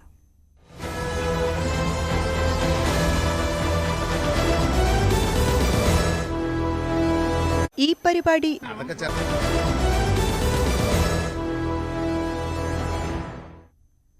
വീണ്ടും പ്രഭാത കേരളത്തിലേക്ക്. സുരേഷ് ഗോപിയുടെ മകളുടെ വിവാഹ ചടങ്ങിലൂടെ തന്റെ ജീവിതത്തിൽ ഏറ്റവും വലിയ ഒരു ആഗ്രഹം നിറവേറ്റിയതിന്റെ സന്തോഷത്തിലാണ് കൃഷ്ണ ചിത്രങ്ങൾ വരച്ചുകൊണ്ട് ശ്രദ്ധേയായ കോഴിക്കോട് സ്വദേശിനി ജസ്ന സലീം. പ്രധാനമന്ത്രി നരേന്ദ്രമോദിക്ക് ഒരു ചിത്രം സമ്മാനിക്കണമെന്ന് ഒരുപാട് കാലത്തെ ആഗ്രഹമായിരുന്നുവെന്ന് ജസ്ന പറയുന്നു. ഒടുവിൽ കണ്ണന്റെ അനുഗ്രഹത്താൽ സുരേഷ് ഗോപിയുടെ ശ്രമം കൊണ്ട് ആ ആഗ്രഹം സാധിച്ചു. ചിത്രം നൽകുന്നതിനിടെ മോദി തന്നോട് സംസാരിച്ചതായും ജസ്ന ന്യൂസ് 8നോട് പറഞ്ഞു. പ്രധാനമന്ത്രി നരേന്ദ്രമോദി ഗുരുവായൂരിലെത്തിയപ്പോൾ തന്റെ ഏറെനാളായി കാത്തിരുന്ന ഒരു ആഗ്രഹം സഫലമായ സന്തോഷത്തിലാണ് കോഴിക്കോട് സ്വദേശിനിയായ ജസ്ന സലീം. കൃഷ്ണന്റെ ചിത്രങ്ങൾ സ്ഥിരം വരച്ചിരുന്ന ജസ്നയ്ക്ക് താൻ വരച്ച ഒരു ചിത്രം പ്രധാനമന്ത്രിക്ക് കൈമാറണമെന്ന ആഗ്രഹമുണ്ടായിരുന്നു, സമ്മാനിക്കണമെന്ന ആഗ്രഹമുണ്ടായിരുന്നു. ആ സ്വപ്നം സഫലമായ സന്തോഷത്തിലാണ് ജസ്ന. എന്തായാലും നമ്മോടൊപ്പം ജസ്നയുണ്ട്. നമുക്ക് ജസ്നയോട് തന്നെ ചോദിക്കാം. മോദിയുടെ കേരള സന്ദർശനം ജസ്നയ്ക്ക് വലിയ സന്തോഷം നൽകുന്ന ഒരു അനുഭവമാണല്ലേ? എങ്ങനെയൊക്കെയാണ് കാര്യങ്ങൾ നടന്നത്? ഇല്ല, ഞാൻ ഒരിക്കലും പ്രതീക്ഷിച്ചില്ല കൊടുക്കാൻ പറ്റുമെന്ന്. കാരണം ഒരുപാട് പ്രാവശ്യം ഞാൻ ശ്രമിച്ചതാണ്, പക്ഷെ എനിക്ക് പറ്റിയില്ലായിരുന്നു. അപ്പം കഴിഞ്ഞ തൃശ്ശൂർ വരുന്ന സമയത്തും ഞാൻ ട്രൈ ചെയ്ത് നോക്കിയിട്ടുണ്ടായിരുന്നു. അപ്പം ലാസ്റ്റ് നിമിഷത്തിൽ അതും ക്യാൻസലായിപ്പോയി. അപ്പം സുരേഷ് ഗോപി ചേട്ടനോട് പറഞ്ഞ സമയത്ത് നിനക്ക് കൊടുക്കാൻ പറ്റിയ ഒരു അവസരം, അല്ലെങ്കിൽ അതിന് പറ്റിയൊരു സ്ഥലം എന്ന് പറഞ്ഞാൽ ഗുരുവായൂർ അമ്പലമാണ്. അവിടെ വരുന്നുണ്ട് അദ്ദേഹം, നമുക്ക് അവിടുന്ന് തന്നെ കൊടുക്കാം, അതാണ് ഏറ്റവും നല്ല പറ്റിയ സ്ഥലം എന്ന് പറഞ്ഞു. അപ്പോൾ എനിക്കത് ഒരിക്കലും ചിന്തിക്കാൻ പോലും പറ്റിയിട്ടില്ല. കാരണം ഞാൻ വരയ്ക്കുന്നതല്ലേ എൻ്റെ വരുമാനമായ ഒരു കണ്ണനെ അതേ കണ്ണന്റെ നടയിൽ വെച്ചിട്ട് ഞാൻ അത്രയും ആഗ്രഹിക്കുന്ന ഒരു വ്യക്തിക്ക് കൊടുക്കുക എന്ന് പറയുന്നത് അതെല്ലാവർക്കും പറ്റുന്നൊരു സംഭവമല്ല. അപ്പം അതിൽ ഞാൻ ഭയങ്കര ലക്കിയാണ് എന്ന് വിശ്വസിക്കുന്നുണ്ട്. ഞാൻ ഭയങ്കര സന്തോഷം. ഒരിക്കലും പ്രതീക്ഷിച്ചില്ല ആ നടയെന്ന് തന്നെ എനിക്ക് കണ്ണനെ അദ്ദേഹത്തിന് കൊടുക്കാൻ പറ്റുമെന്നുള്ളത്. രാജ്യത്തിന്റെ പ്രധാനമന്ത്രിക്കാണ് കൊടുത്തിരിക്കുന്നത്. അദ്ദേഹം അത് എക്സിൽ അദ്ദേഹം ഷെയർ ചെയ്യുകയും ചെയ്തിരിക്കുന്നു. ലോകം മൊത്തം അതൊക്കെ ഞാൻ പറഞ്ഞല്ലോ, പലരും എന്നോട് പറഞ്ഞു എൻ്റെ ഭാഗ്യമാണെന്ന്. പക്ഷെ ഭാഗ്യത്തിനെക്കാട്ടിലപ്പുറം ഞാൻ വിശ്വസിക്കുന്നത് ഞാൻ വരയ്ക്കുന്ന കണ്ണനിൽ ഒരു സത്യമുണ്ട് എന്നാണ്. പലരും ഞാൻ കൃഷ്ണനെ വരയ്ക്കുന്നത് കൊണ്ട് എന്നെ കുറ്റം പറയാറുണ്ട്, മതം അതല്ലാത്തത് കൊണ്ട്. പല ഭീഷണികളും നേരിട്ട് പല ബുദ്ധിമുട്ടുകളും നേരിട്ടാണ് ഞാൻ മുന്നോട്ട് പോകുന്നത്. പക്ഷേ മതം ഏതായാലും ദൈവം എന്ന് പറയുന്നതിൽ ഒരു സത്യമുണ്ടെങ്കിൽ അത് മുന്നോട്ട് തന്നെ പോകും എന്നുള്ളതിന്റെ ഏറ്റവും വലിയ തെളിവാണ് എനിക്ക് അദ്ദേഹത്തിന് കൊടുക്കാൻ പറ്റിയത്. വലിയ തിരക്കാണ്. ഒരാളുടെ മകളുടെ വിവാഹം എന്ന് പറയുമ്പോൾ അത്രയും തിരക്ക് പിടിച്ച ഒരു ദിനം കാണില്ല. ആ തിരക്കിനിടയിലും അദ്ദേഹം എങ്ങനെ ക്രമീകരിച്ചു തന്നു? ഇതിനോട് അനുബന്ധമായ കുറെ അധികം നടപടിക്രമങ്ങളും ഉണ്ടായിരുന്നില്ലേ? സുരേഷ് ഗോപി ചേട്ടന് വല്ലാത്തൊരു മനുഷ്യൻ തന്നെയാണ് മക്കളെ. ഞാൻ അങ്ങനത്തെ ഒരു മനുഷ്യനെ കണ്ടില്ല എന്ന് പറയാൻ കാരണം എന്താ വെച്ചാല്, ഞാൻ പറഞ്ഞില്ലേ, ഏതൊരു മാതാപിതാക്കൾക്കും അത് പൈസ ഉള്ളവനാണെങ്കിലും പാവപ്പെട്ടവനാണെങ്കിലും ഈ കുട്ടികളുടെ കല്യാണം എന്ന് പറയുന്നത് ടെൻഷൻ ഏറിയതാണ്. ഒന്നാമത് ഏട്ടനെ പോലെ മക്കളെ സ്നേഹിക്കുന്ന ഒരു വ്യക്തിക്ക് കൂടുതലായിട്ട് നമ്മളൊക്കെ സോഷ്യൽ മീഡിയ മുഖാന്തരം കാണുന്നതാ. അതിൻ്റെ ഉള്ളിൽ കൂടിയ ഈ പേപ്പറുകളും കാര്യങ്ങളൊക്കെ റെഡിയാക്കാനും എന്നിങ്ങനെ വിളിച്ച് അത് വേണം ഇത് വേണം ആധാർ വേണം ഫോട്ടോ വേണം എന്നൊക്കെ, നമ്മൾ ഫോട്ടോന്റെ 4 കോപ്പി തൃശ്ശൂർ എത്തിക്കണം എന്ന് പറഞ്ഞപ്പോൾ പിന്നെ അദ്ദേഹം പറഞ്ഞു വേണ്ട, അവർക്ക് സ്കാൻ ചെയ്ത് അയച്ചു കൊടുത്താൽ മതി, അദ്ദേഹം തന്നെ എടുപ്പിച്ചത് കൊടുത്തോളാം എന്നൊക്കെ പറഞ്ഞ് അന്ന് രാത്രി 3 മണിക്കാണ് എനിക്ക് പുലർച്ചെ 3 മണിക്കാണ് എനിക്ക് ഈ ഇത് കിട്ടുന്നത്, പാസ് കിട്ടുന്നത് ഉള്ളിൽ കയറാനുള്ള. അതിന്റെ മുമ്പ് അദ്ദേഹം ദേവസ്വത്തിൽ വന്ന സമയത്ത് എല്ലാം അന്വേഷിച്ചിട്ടുണ്ട്. ഒക്കെ എന്നോട് പറഞ്ഞു അത് കൊടുക്കാം, നീ ഒന്നും പേടിക്കണ്ട, ടെൻഷൻ ആവണ്ട, നമുക്ക് കണ്ണന്റെ നടയിൽ വെച്ചിട്ട് എന്നെ കൊടുക്കാന്ന് പറഞ്ഞു. ഞാൻ ഇന്നലെ പറഞ്ഞിട്ട് ഇങ്ങനെ ഒരു മനുഷ്യനെ ഞാൻ കണ്ടിട്ടില്ല. മകളുടെ കല്യാണം അത് സൈഡിൽ നടന്നോളൂ, പക്ഷെ എന്നാൽ പോലും എന്റെ കൂടെ എന്റെ ആഗ്രഹം സാധിപ്പിക്കാൻ നിന്ന് തന്നത് ഭയങ്കര തന്നെയാണത്. ഈ പ്രധാനമന്ത്രിയെ കണ്ട ഒരു നിമിഷം എങ്ങനെയായിരുന്നു? അദ്ദേഹത്തോട് എന്തെങ്കിലും സംസാരിച്ചോ, അല്ലെങ്കിൽ അദ്ദേഹം ചിത്രത്തെ പറ്റി വല്ലതും പറഞ്ഞോ? എങ്ങനെയായിരുന്നു ആ കൈമാറുന്ന ഒരു സമയം? അദ്ദേഹത്തിനെ കണ്ടപ്പോ തന്നെ ചങ്ക് ഇങ്ങനെ ഇടിക്കല് തുടങ്ങി. ഭയങ്കര, നമ്മൾ ടിവിയിലൊക്കെ കാണാന്നല്ലാതെ നേരിട്ട് ഇങ്ങനെ കാണുന്ന ഒരിക്കലും പ്രതീക്ഷയല്ല. അപ്പം ഭയങ്കര വിറക്കലുണ്ടായിരുന്നു. അപ്പൊ ഞാൻ ഒരിക്കലും എന്നോട് സംസാരിക്കുമെന്നൊന്നും വിചാരിച്ചില്ല. എനിക്ക് ഇംഗ്ലീഷും അറിയില്ല ഹിന്ദിയും അറിയില്ല. പക്ഷെ അദ്ദേഹം എന്നോട് ഇംഗ്ലീഷിലാണ് സംസാരിച്ചത്. എന്നോട് ചോദിച്ചു ഇതുവരെ എത്ര ഫോട്ടോ വരച്ചു. എനിക്ക് അത്യാവശ്യം മനസ്സിലാവും എത്ര ഫോട്ടോ വരച്ചു എന്ന് പറഞ്ഞു. ഞാൻ 1000 എബോ എന്ന് പറഞ്ഞു. അപ്പോൾ 1000 എബോ എന്ന് ഒരു അത്ഭുതത്തോടെയും ചിരിയോടെയും കൂടി ഇതാക്കി. പിന്നെ എന്നോട് പറഞ്ഞു ആ ഫോട്ടോ അദ്ദേഹം ഡൽഹിയിലേക്ക് കൊണ്ടുപോകുമെന്നും പറഞ്ഞു. പിന്നെ എന്നെ തലയെ തൊട്ട് അനുഗ്രഹിച്ചു. അതെനിക്ക് ഭയങ്കര സന്തോഷമായി. അങ്ങനെ അത്രയും സമയം എൻ്റെ കൂടെ നിന്നു അദ്ദേഹം. എനിക്ക് അവിടെ 3 ആൾക്കാണ് അവസരം തന്നത്. ഞാൻ പറയും ഒരു സെക്കൻഡെങ്കിലും അധികം നിന്നിട്ടുണ്ടെങ്കിൽ അതെന്റെ അടുത്തായിരിക്കും. അദ്ദേഹം ഭയങ്കരമായിട്ട് അത്ഭുതമായിട്ടാണ് ആ കണ്ണനെ നോക്കിയത്. അതെനിക്ക് കിട്ടിയൊരു അംഗീകാരമായിട്ടാണ് ഞാൻ കരുതുന്നത്.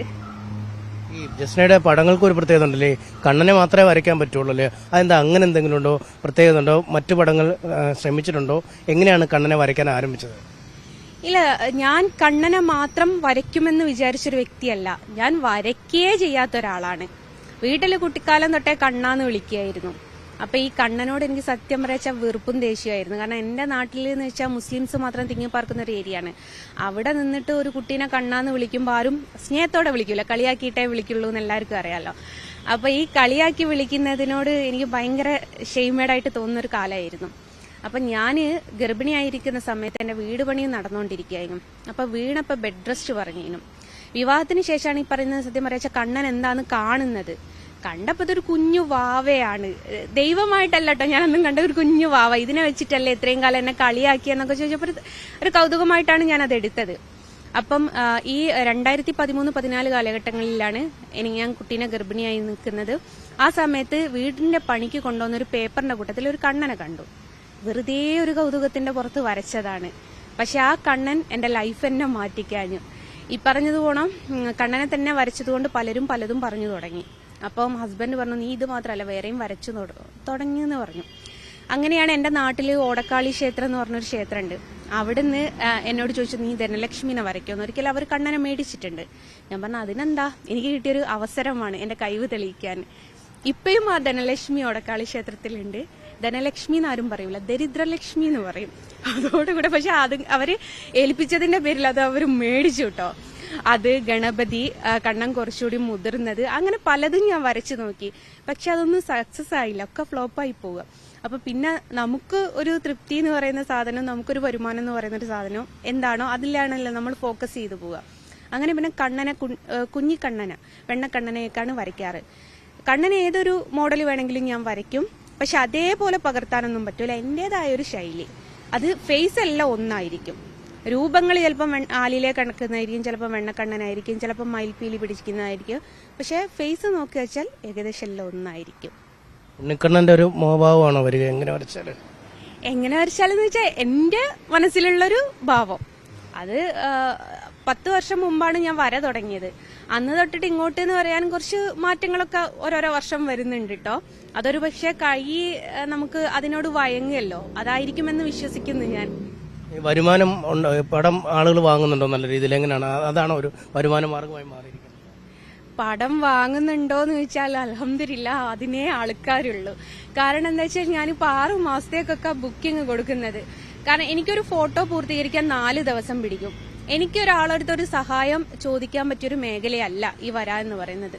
അപ്പൊ ആരെന്നെ ഫോട്ടോ ഏൽപ്പിക്കുമ്പോൾ ഞാൻ ചോദിക്കും, നിങ്ങൾ വെയിറ്റ് ചെയ്യോ, ഇത്ര കാലം കഴിയും, അപ്പം പറ്റുമെന്നുണ്ടെങ്കിൽ ഞാൻ വരച്ചു തരാമെന്ന് പറയും. അതുകൊണ്ട് വെയിറ്റ് ചെയ്യാനും ആൾക്കാരാണ്, ഫോട്ടോ മേടിക്കാനും ആൾക്കാരാണ്.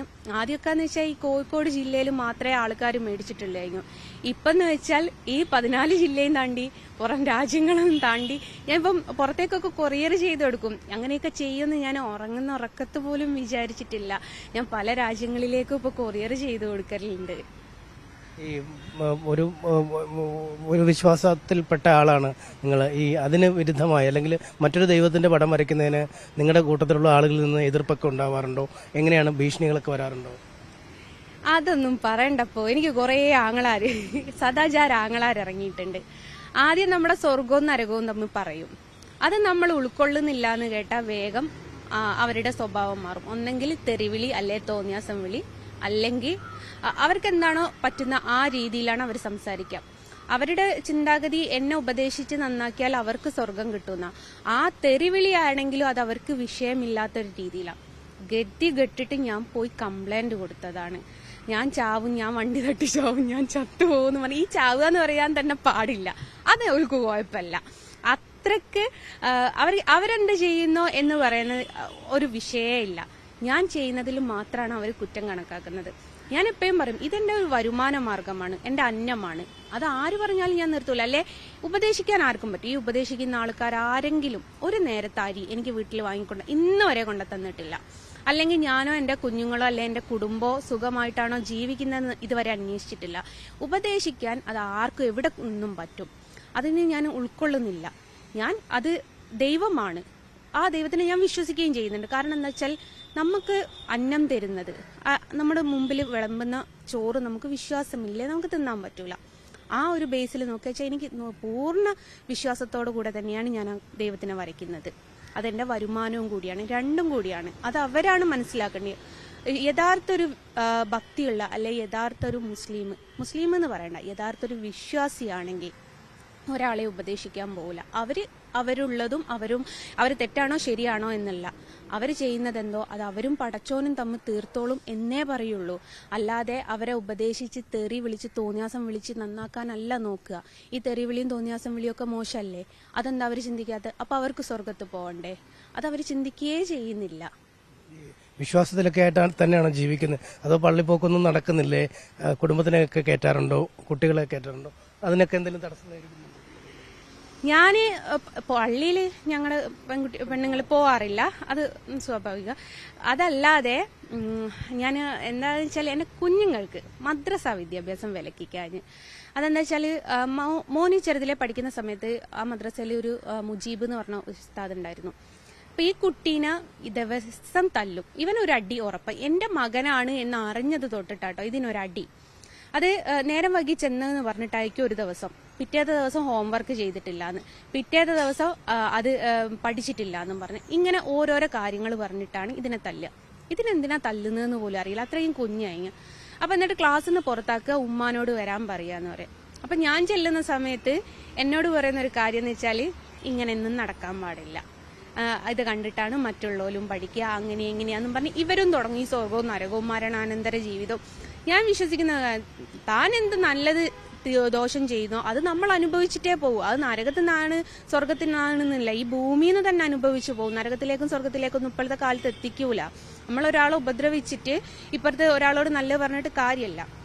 എന്നിട്ട് ഇതിനെ ഇങ്ങനെ ഉപദ്രവിച്ചുകൊണ്ട് നിൽക്കുക. അപ്പോൾ 2-3 പ്രാവശ്യം ഞാൻ പോയ സമയത്തൊക്കെ എന്നോട് കുട്ടിയുടെ കാര്യമല്ല പറയുന്നത്, എൻ്റെ നടപ്പ് ശരിയില്ല എന്നാണ് പറയുന്നത്. അപ്പോൾ ഞാൻ പറഞ്ഞു, ഉസ്താദേ ഞാനല്ല ഇവിടെ പഠിക്കാൻ വരുന്നത്, എൻ്റെ മോനാണ്, നിങ്ങൾ ഓൻ്റെ കാര്യം നോക്കിയാൽ പോരെ, എൻ്റെ കാര്യം നോക്കേണ്ട ആവശ്യമില്ലല്ലോ എന്ന്. ഇതിനിങ്ങനെ ഉപദ്രവം കൂടിക്കൂടി വന്നപ്പോൾ ഇതിന് മദ്രസ എന്ന് കേൾക്കുന്നതും രാവിലെ എഴുന്നേൽക്കുന്നതും പോകുന്നതും ഒരു പേടി എന്നുള്ള രീതിയിലായി. ഒടുക്കം മദ്രസ ഞങ്ങൾ നിർത്തിവെച്ച സമയത്ത് പിന്നീടാണ് കൊറോണ വന്ന് മദ്രസയൊക്കെ അടച്ച് രണ്ടാമത് തുറന്നപ്പം ഞാൻ ഇങ്ങനെ ചിന്തിച്ച്, ഞാൻ കാരണം കുട്ടിയുടെ പഠനം നിൽക്കരുത്, ഞാൻ ഒന്നും കൂടി പോയി ചോദിച്ചു നോക്കട്ടെ. അങ്ങനെ വിചാരിച്ചിട്ട് ഞാൻ ഇതേപോലെ പിന്നെയും മദ്രസയിൽ പോയി അവിടുന്ന് ചോദിച്ചു നോക്കി ഉസ്താദിൻ്റെ അടുത്ത്. അപ്പോൾ അവർ പറഞ്ഞു പള്ളി കമ്മിറ്റിയെ ചോദിക്കണം, അവർക്ക് ആർക്കെങ്കിലും ഏതെങ്കിലും ഒരു പാരൻസിന് ബുദ്ധിമുട്ടുണ്ടെങ്കിൽ അവർക്ക് അവിടെ പഠിപ്പിക്കാൻ പറ്റൂല എന്ന് പറഞ്ഞു. ഞാൻ പറഞ്ഞു നിങ്ങൾ പഠിപ്പിക്കണ്ട, കുട്ടി വേറെയും മാർഗങ്ങളുണ്ടല്ലോ പഠിക്കാൻ. അപ്പം എൻ്റെ സ്വന്തം നാട്ടിൽ എൻ്റെ വീടിൻ്റെ മുമ്പിൽ പള്ളിയാണ്. അപ്പോൾ അവിടുന്ന് ശനിയും ഞായറും പള്ളിയിൽ നിന്ന് ഉസ്താദ് വന്നിട്ട് എൻ്റെ വീട്ടിൽ വന്നിട്ട് ക്ലാസ് എടുക്കുക. പഠിപ്പിക്കുന്ന ഉസ്താദുമാരുണ്ട് ഒരുപാട്. എല്ലാവരെയും ഞാൻ അടിച്ചാക്ഷേപിക്കൂല. ഇത് അവളുടെ വരുമാനമാണ്, അല്ലെ അവളുടെ കുടുംബം ജീവിക്കാണ് എന്ന് ചിന്തിക്കുന്ന ഒരുപാട് മനുഷ്യർ ഈ ഭൂമിയിലുണ്ട്. എന്നെ സപ്പോർട്ട് ചെയ്യുന്ന എത്ര മുസ്ലിംസ് ഉണ്ടെന്നറിയോ, എനിക്ക് എത്ര ആൾക്കാർ മെസ്സേജ് ചെയ്യുമെന്നറിയോ. നമ്മുടെ മനസാക്ഷി എന്ന് പറഞ്ഞൊരു സംഭവമുണ്ട്, അതിൽ നമ്മൾ അല്ല ചെയ്യുന്നതെന്ന് നമുക്ക് ഉറപ്പുണ്ടെങ്കിൽ അത് നമ്മളെ മുമ്പിലുള്ള അല്ലെ ചുറ്റുപാടുള്ള ആൾക്കാർ 10 പേരെങ്കിലും നീ തെറ്റല്ല ചെയ്യുന്നതെന്ന് പറയുമ്പോൾ എന്തിനാണ് നമ്മൾ പേടിക്കുന്നത്? ഈ 1-2 ആൾക്കാർ പറയുന്നത് നമ്മൾ നോക്കിയിട്ട് മുന്നോട്ട് പോകേണ്ട ആവശ്യമില്ലല്ലോ. അങ്ങനെ BJP-യോട് വല്ല താല്പര്യമുണ്ടോ, അല്ലെങ്കിൽ പാർട്ടിക്കാരിയോ അങ്ങനെ എന്തെങ്കിലുമൊക്കെ ആണോ? ഇല്ലല്ല, ഞാനെന്ന് വെച്ചാൽ ഒരു പാർട്ടിയിലുമില്ല. അതെന്താണെന്നറിയോ, നമ്മൾ ഓരോ പാർട്ടിയാണെന്ന് പറഞ്ഞ് മറ്റൊരു പാർട്ടിക്ക് വിരോധം, ഞാൻ ഇതുവരെ ഒരു പാർട്ടിയിലേക്കും പോയിട്ടില്ല. പക്ഷെ ഹസ്ബൻഡ് കമ്മ്യൂണിസ്റ്റുകാരനാണ് കേട്ടോ, അത് ഞാൻ എല്ലായിടത്തും പറയാറുണ്ട്. കാരണം അദ്ദേഹം ആ കമ്മ്യൂണിസ്റ്റുകാരനായതുകൊണ്ടാണ് ഞാൻ ഇന്ന് ഇവിടെ നിൽക്കുന്നത്. അദ്ദേഹം ഭയങ്കര വിശ്വാസിയാണ്. അതേപോലെ തന്നെ അദ്ദേഹത്തിന് ജാതിയും മതമൊന്നുമില്ല, മനുഷ്യരാണ് വലുത് എന്ന് ചിന്തിക്കുന്ന ഒരു ആളാണ്. അപ്പം ഞാനൊരു പാർട്ടിയിലേക്കും ഒന്നിലേക്കും ഇല്ല. എനിക്ക് ഇത്രേ ഉള്ളൂ, നമ്മുടെ ജീവിതം നമ്മൾ ഒരു ബുദ്ധിമുട്ടില്ലാതെ മുന്നോട്ട് പോവുക, അത്രമാത്രമേ ഞാൻ ചിന്തിക്കാം. കണ്ണനെ മുറിവ് പിടിച്ചുകൊണ്ട് തന്നെ മുന്നോട്ട് പോവുക. തീർച്ചയായിട്ടും കണ്ണനെ വരെ നിർത്തണമെന്നുണ്ടേ നമ്മൾ മയ്യത്താവണം, അല്ലാണ്ട് ഞാനത് നിർത്തൂല. അല്ലെങ്കിൽ പടച്ചോൻ വിചാരിക്കട്ടെ, പടച്ചോനറിയാലോ ഞാൻ എന്ത് ചെയ്യൂല എന്നുള്ളത്. അപ്പോൾ പടച്ചോന്റെ കണ്ണിൽ അത് തെറ്റല്ല എന്ന് എനിക്ക് ഉറപ്പുണ്ട്. അപ്പോൾ ഞാൻ അത്ര മാത്രമേ നോക്കുന്നുള്ളൂ. നമുക്കൊരു ന്യായം ഉണ്ടല്ലോ. ഇതെന്ത് അവർ പറയുന്നത് മറ്റൊരു മതത്തിനെ പിടിച്ചിട്ടാണ്, പക്ഷെ ഞാൻ ചെയ്യുന്നത് ഒരു ദൈവത്തിനെയാണ്. അത് അവർ ചിന്തിക്കുന്നില്ല. ഒന്നാണ്. നമ്മളിപ്പോ ഒരു കൂട്ടത്തിൽ നടന്നു പോകുന്ന സമയത്ത് കാലൊന്ന് തെന്നി വിൽക്കാൻ പോകുമ്പോൾ ഹിന്ദു ആണോ മുസ്ലിം ആണോ ക്രിസ്ത്യാനിയാണോ പിടിക്കാൻ നമുക്ക് പറയാൻ പറ്റുമോ? അവര് ദൈവത്തിന് തുല്യമായിട്ടാണ് ആ സമയം നിൽക്കുക. ഒരാള് തറയിൽ വിൽക്കാനോ അല്ലെ എന്തെങ്കിലും ഒരു അപകടത്തിലേക്ക് പോകുമ്പോൾ മറ്റൊരാൾ പിടിക്കുന്നുണ്ടേ അവർക്കുണ്ട് ദൈവത്തിന്റെ ഒരു കയ്യൊപ്പ് അവിടെ. അവര് ദൈവം അയക്കുക എന്നുള്ളതിന് ഒരു കാര്യമാണത്. അപ്പൊ നമ്മൾ ആരാ എപ്പോഴാ സഹായിക്കാന്ന് പറയാൻ പറ്റുമോ? നമ്മളിപ്പോ പീടിയെ പോയിട്ട് ഒരു അരി മേടിക്കുകയാണെങ്കിൽ അത് മുസ്ലിംസ് തന്നെയാണ് ഉണ്ടാക്കുന്നത് നമുക്ക് ഉറപ്പ് പറയാൻ പറ്റുമോ? ആ അരിമണീന്റെ ആ അരി അവിടം വരെ എത്തുമ്പോൾ അത് ഒരു മതത്തിലുള്ള വ്യക്തി മാത്രമാണ് അതിൽ പ്രവർത്തിച്ചതെന്ന് പറയാൻ പറ്റുമോ? അങ്ങനെയാണെങ്കിൽ ഇവര് അരി മേടിച്ച് തിന്നാവുമോ? അത്രമാത്രം ചിന്തിച്ചാ പോരെ. എന്തായാലും ആകസ്മികമായി ആരംഭിച്ച കണ്ണന്റെ വര ഇപ്പോൾ ഇന്ത്യൻ പ്രധാനമന്ത്രിയുടെ അടുത്തേക്ക് വരെ ചിത്രങ്ങൾ എത്തിക്കാൻ സഹായിച്ചു. ഒപ്പം ജീവിതത്തിന് ഒരു വലിയ വരുമാന മാർഗമായി മാറിയതിന്റെ സന്തോഷത്തിലുമാണ് ജസ്ന. കോഴിക്കോട് നിന്നും ക്യാമറമാൻ ശ്രീ കല്ലുമുട്ടിക്കൊപ്പം MS അനീഷ് കുമാർ, ന്യൂസ് 18. ജസ്നയുടെ നല്ല വാക്കുകൾ നമ്മളെല്ലാവരെയും അങ്ങോട്ടേക്ക്, ജസ്നയുടെ അത്രയും നല്ല സംസാരമായിരുന്നു. എന്തായാലും ജസ്നയ്ക്ക് എല്ലാവിധ ആശംസകളും, ഇനി ഒരുപാട് വരയ്ക്കാൻ കഴിയട്ടെ. മിനിഞ്ഞാന്നായിരുന്നു സുരേഷ് ഗോപിയുടെ മകൾ ഭാഗ്യയുടെയും ശ്രേയസിന്റെയും വിവാഹം. ഗുരുവായൂരിൽ ഇരുവരും വിവാഹിതരായി അരമണിക്കൂറിനുള്ളിൽ ഇവർക്ക് വിവാഹ സർട്ടിഫിക്കറ്റ് നൽകുകയായിരുന്നു ഗുരുവായൂർ നഗരസഭ. മുൻപ് വിവാഹ സർട്ടിഫിക്കറ്റ് ലഭിക്കുക എന്നത് ദിവസങ്ങൾ ഓഫീസിൽ കയറി ഇറങ്ങേണ്ട ഒരു നടപടിക്രമമായിരുന്നു. സംസ്ഥാന സർക്കാർ തദ്ദേശ ഭരണ വകുപ്പ് നടപ്പാക്കിയ K-Smart എന്ന പുതിയ സംവിധാനമാണ് ഇത്ര വേഗത്തിൽ വിവാഹ സർട്ടിഫിക്കറ്റ് ഭാഗ്യയ്ക്കും ശ്രേയസിനും ലഭ്യമാക്കിയത്. വിവാഹ സർട്ടിഫിക്കറ്റ് മാത്രമല്ല, സാധാരണക്കാർക്ക് ആവശ്യമായ നിരവധി സേവനങ്ങളാണ് ഈ സംവിധാനത്തിലൂടെ ചുവപ്പുനാട നീങ്ങി ജനങ്ങളിലേക്ക് വേഗത്തിലെത്തുന്നത്. ഐശ്വര്യ അനിലിന്റെ എക്സ്പ്ലെയിനർ കാണാം. പ്രധാനമന്ത്രിയുടെ സാന്നിധ്യത്തോടെ സംസ്ഥാനം കണ്ട താരത്തിളക്കമേറിയ വിവാഹമായി സുരേഷ് ഗോപിയുടെ മകളുടെ വിവാഹം മാറി. അതിനൊപ്പം തന്നെ ചർച്ചയാകുന്നത് തദ്ദേശ മന്ത്രി MB രാജേഷിന്റെ സോഷ്യൽ മീഡിയ പോസ്റ്റാണ്. ഭാഗ്യയ്ക്കും ശ്രേയസിനും വിവാഹ സർട്ടിഫിക്കറ്റ് കിട്ടിയ വേഗവും അതിന് സഹായിച്ച K-Smartനെയും കുറിച്ചായിരുന്നു മന്ത്രിയുടെ പോസ്റ്റ്. തദ്ദേശ സ്വയംഭരണ സ്ഥാപനങ്ങൾ വഴിയുള്ള മുഴുവൻ സേവനങ്ങളും ഓൺലൈനായും വേഗത്തിലും ലഭ്യമാക്കുന്ന സംസ്ഥാന സർക്കാരിന്റെ അഭിമാന പദ്ധതിയാണ് K-Smart അഥവാ Kerala solutions for managing administrative reformation and transformation. നേരിട്ട് ഓഫീസുകളിൽ ചെല്ലാതെ തദ്ദേശ സ്ഥാപനങ്ങൾ വഴിയുള്ള സേവനങ്ങൾ ജനങ്ങൾക്ക് ലഭ്യമാക്കുന്നതാണ് പദ്ധതി. തദ്ദേശ സ്വയംഭരണ വകുപ്പിനു വേണ്ടി ഇൻഫർമേഷൻ കേരള മിഷനാണ് കെ സ്മാർട്ട് വികസിപ്പിച്ചത്. കെ സ്മാർട്ട് ആപ്ലിക്കേഷനിലൂടെ സേവനങ്ങൾക്കായുള്ള അപേക്ഷകളും പരാതികളും ഓൺലൈനായി സമർപ്പിക്കാം. അവയുടെ സ്റ്റാറ്റസ് ഓൺലൈനായി തന്നെ അറിയാനും സാധിക്കും. അതിനായി അപേക്ഷകളുടെയും പരാതികളുടെയും രസീത് പരാതിക്കാരന്റെ അല്ലെങ്കിൽ അപേക്ഷകന്റെ വാട്സാപ്പിലും ഇമെയിലിലും ലഭ്യമാകും. അതിനായി ഇന്റഗ്രേറ്റഡ് മെസ്സേജിംഗ് സംവിധാനം ഒരുക്കിയിട്ടുണ്ട്. തദ്ദേശ സ്ഥാപനങ്ങളുടെ പ്രവർത്തനങ്ങളെയും അവ വാഗ്ദാനം ചെയ്യുന്ന സേവനങ്ങളെയും 35 മോഡ്യൂളുകളായി തിരിച്ച് അവയെല്ലാം ഒറ്റ പ്ലാറ്റ്ഫോമിലൂടെ ജനങ്ങൾക്ക് ഓൺലൈനായി ലഭ്യമാക്കുകയാണ് കെ സ്മാർട്ട്. ജനന മരണ വിവാഹ രജിസ്ട്രേഷൻ, വ്യാപാരങ്ങൾക്കും വ്യവസായങ്ങൾക്കുമുള്ള ലൈസൻസുകൾ, കൂടാതെ വസ്തുനികുതി, user management, file management system, finance module, building permission module, പൊതുജന പരാതി പരിഹാരം തുടങ്ങി എല്ലാ സേവനങ്ങളും കെ സ്മാർട്ടിൽ ലഭ്യമാണ്. പ്രവാസികൾക്കും നേരിട്ടെത്താതെ തന്നെ തദ്ദേശ സ്ഥാപനങ്ങളിൽ നിന്നുള്ള സേവനങ്ങൾ ലഭ്യമാകും. ലോഗിൻ ID ഉപയോഗിച്ച് വീഡിയോ KYCയും പൂർത്തിയാക്കുന്നതോടെ വിവാഹ രജിസ്ട്രേഷൻ ഉൾപ്പെടെയുള്ള കാര്യങ്ങൾ വിദേശത്തിരുന്ന് തന്നെ ചെയ്യാൻ സാധിക്കും. അപ്പോൾ സ്വാഭാവികമായി ഉയരുന്നൊരു ചോദ്യമുണ്ട്: കെട്ടിട നിർമ്മാണ പെർമിറ്റുകൾ എങ്ങനെ ഓൺലൈനായി ലഭിക്കും? GIS സാങ്കേതിക വിദ്യ ഉപയോഗിച്ച് പ്ലോട്ടുകളുടെയും കെട്ടിടങ്ങളുടെയും വിവരങ്ങൾ ഡിജിറ്റൽ രൂപത്തിൽ തയ്യാറാക്കുന്നതിലൂടെ ഏറ്റവും വേഗത്തിൽ കെട്ടിട നിർമ്മാണ പെർമിറ്റുകൾ ലഭ്യമാകും. കെ സ്മാർട്ടിലെ നോ യുവർ ലാൻഡ് എന്ന ഫീച്ചറിലൂടെ ഒരു സ്ഥലത്ത് ഏതെല്ലാം തരത്തിലുള്ള കെട്ടിടങ്ങളാണ് നിർമ്മിക്കാൻ കഴിയുക എന്ന വിവരം പൊതുജനങ്ങൾക്ക് അറിയാൻ സാധിക്കും. കെട്ടിടം നിർമ്മാണത്തിനായി സമർപ്പിക്കുന്ന പ്ലാനുകൾ ചട്ടങ്ങൾ പ്രകാരമാണ് തയ്യാറാക്കിയിട്ടുള്ളതെന്ന് സോഫ്റ്റ്വെയർ തന്നെ പരിശോധിച്ച് ഉറപ്പുവരുത്തുന്നതിനാൽ ഫീൽഡ് പരിശോധനകൾ ലഘൂകരിക്കപ്പെടുകയും വേഗത്തിൽ നിർമ്മാണ പെർമിറ്റ് ലഭ്യമാവുകയും ചെയ്യും.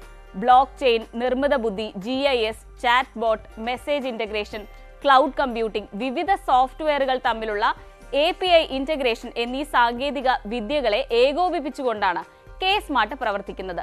ജനങ്ങൾക്കും ലൈസൻസുകൾക്കും പെർമിറ്റ് സംബന്ധിച്ച വിവരങ്ങൾ ഓൺലൈനായി ഏത് സമയത്തും പരിശോധിക്കുന്നതിനും കെ സ്മാർട്ടിലൂടെ സാധിക്കുമെന്നതാണ് മറ്റൊരു സവിശേഷത.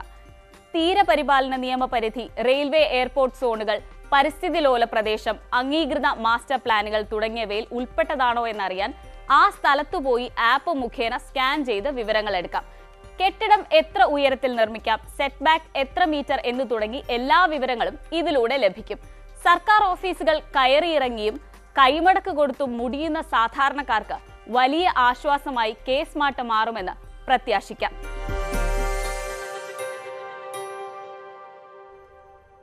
ലോകത്തിലെ തന്നെ ഏറ്റവും വലിയ ശനീശ്വര വിഗ്രഹ പ്രതിഷ്ഠയ്ക്കൊരുങ്ങി തിരുവനന്തപുരം വെങ്ങാനൂർ പൗർണമിക്കാവ് ബാല ത്രിപുരസുന്ദരി ദേവി ക്ഷേത്രം. 15 അടി ഉയരത്തിൽ ഒറ്റക്കല്ലിൽ തീർത്ത ശനീശ്വര വിഗ്രഹമാണ് പൗർണമിക്കാവിൽ പ്രതിഷ്ഠിക്കാനൊരുങ്ങുന്നത്. 51 അക്ഷരദേവത പ്രതിഷ്ഠ, ഒറ്റക്കല്ലിൽ തീർത്ത പഞ്ചമുഖ ഗണപതി വിഗ്രഹം, ഹാലാസ്യ ശിവന്റെ പൂർണ്ണകായ പ്രതിഷ്ഠ തുടങ്ങിയവയ്ക്ക് ശേഷമാണ് ശനീശ്വര പ്രതിഷ്ഠ. കന്യാകുമാരിയിൽ പൂർത്തിയായ ശില്പം ശ്രീ പത്മനാഭ സ്വാമി ക്ഷേത്രം ഉൾപ്പെടെ വിവിധ ആരാധനാ കേന്ദ്രങ്ങളിലൂടെ സഞ്ചരിച്ച് പൗർണമിക്കാവിൽ എത്തിച്ചേർന്നു. കൽത്തൂണുകളിൽ നിർമ്മിക്കുന്ന ശ്രീകോവിലിന്റെ നിർമ്മാണം പൂർത്തിയായ ശേഷമായിരിക്കും ശനീശ്വര വിഗ്രഹത്തിന്റെ പ്രതിഷ്ഠാ ചടങ്ങുകൾ നടക്കുക. ശ്രീ പത്മനാഭസ്വാമി ക്ഷേത്രത്തിലെ പ്രസിദ്ധമായ ഓണവില്ല ഈ പവിത്രമായ ചടങ്ങിലേക്ക് എല്ലാ നല്ലവരായ ഭക്തജനങ്ങളെയും ക്ഷണിച്ചുകൊള്ളുന്നു. ക്ഷേത്രത്തിലേക്ക്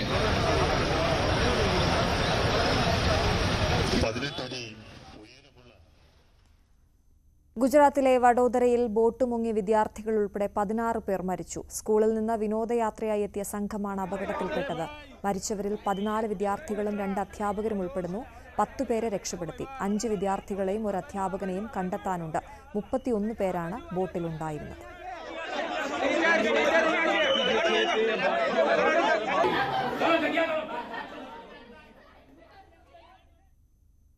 പ്രഭാത കേരളം പൂർണ്ണമാവുകയാണ്. എല്ലാ പ്രേക്ഷകർക്കും ഒരിക്കൽ കൂടി ഒരു നല്ല ദിവസം ആശംസിക്കുന്നു. നമസ്കാരം.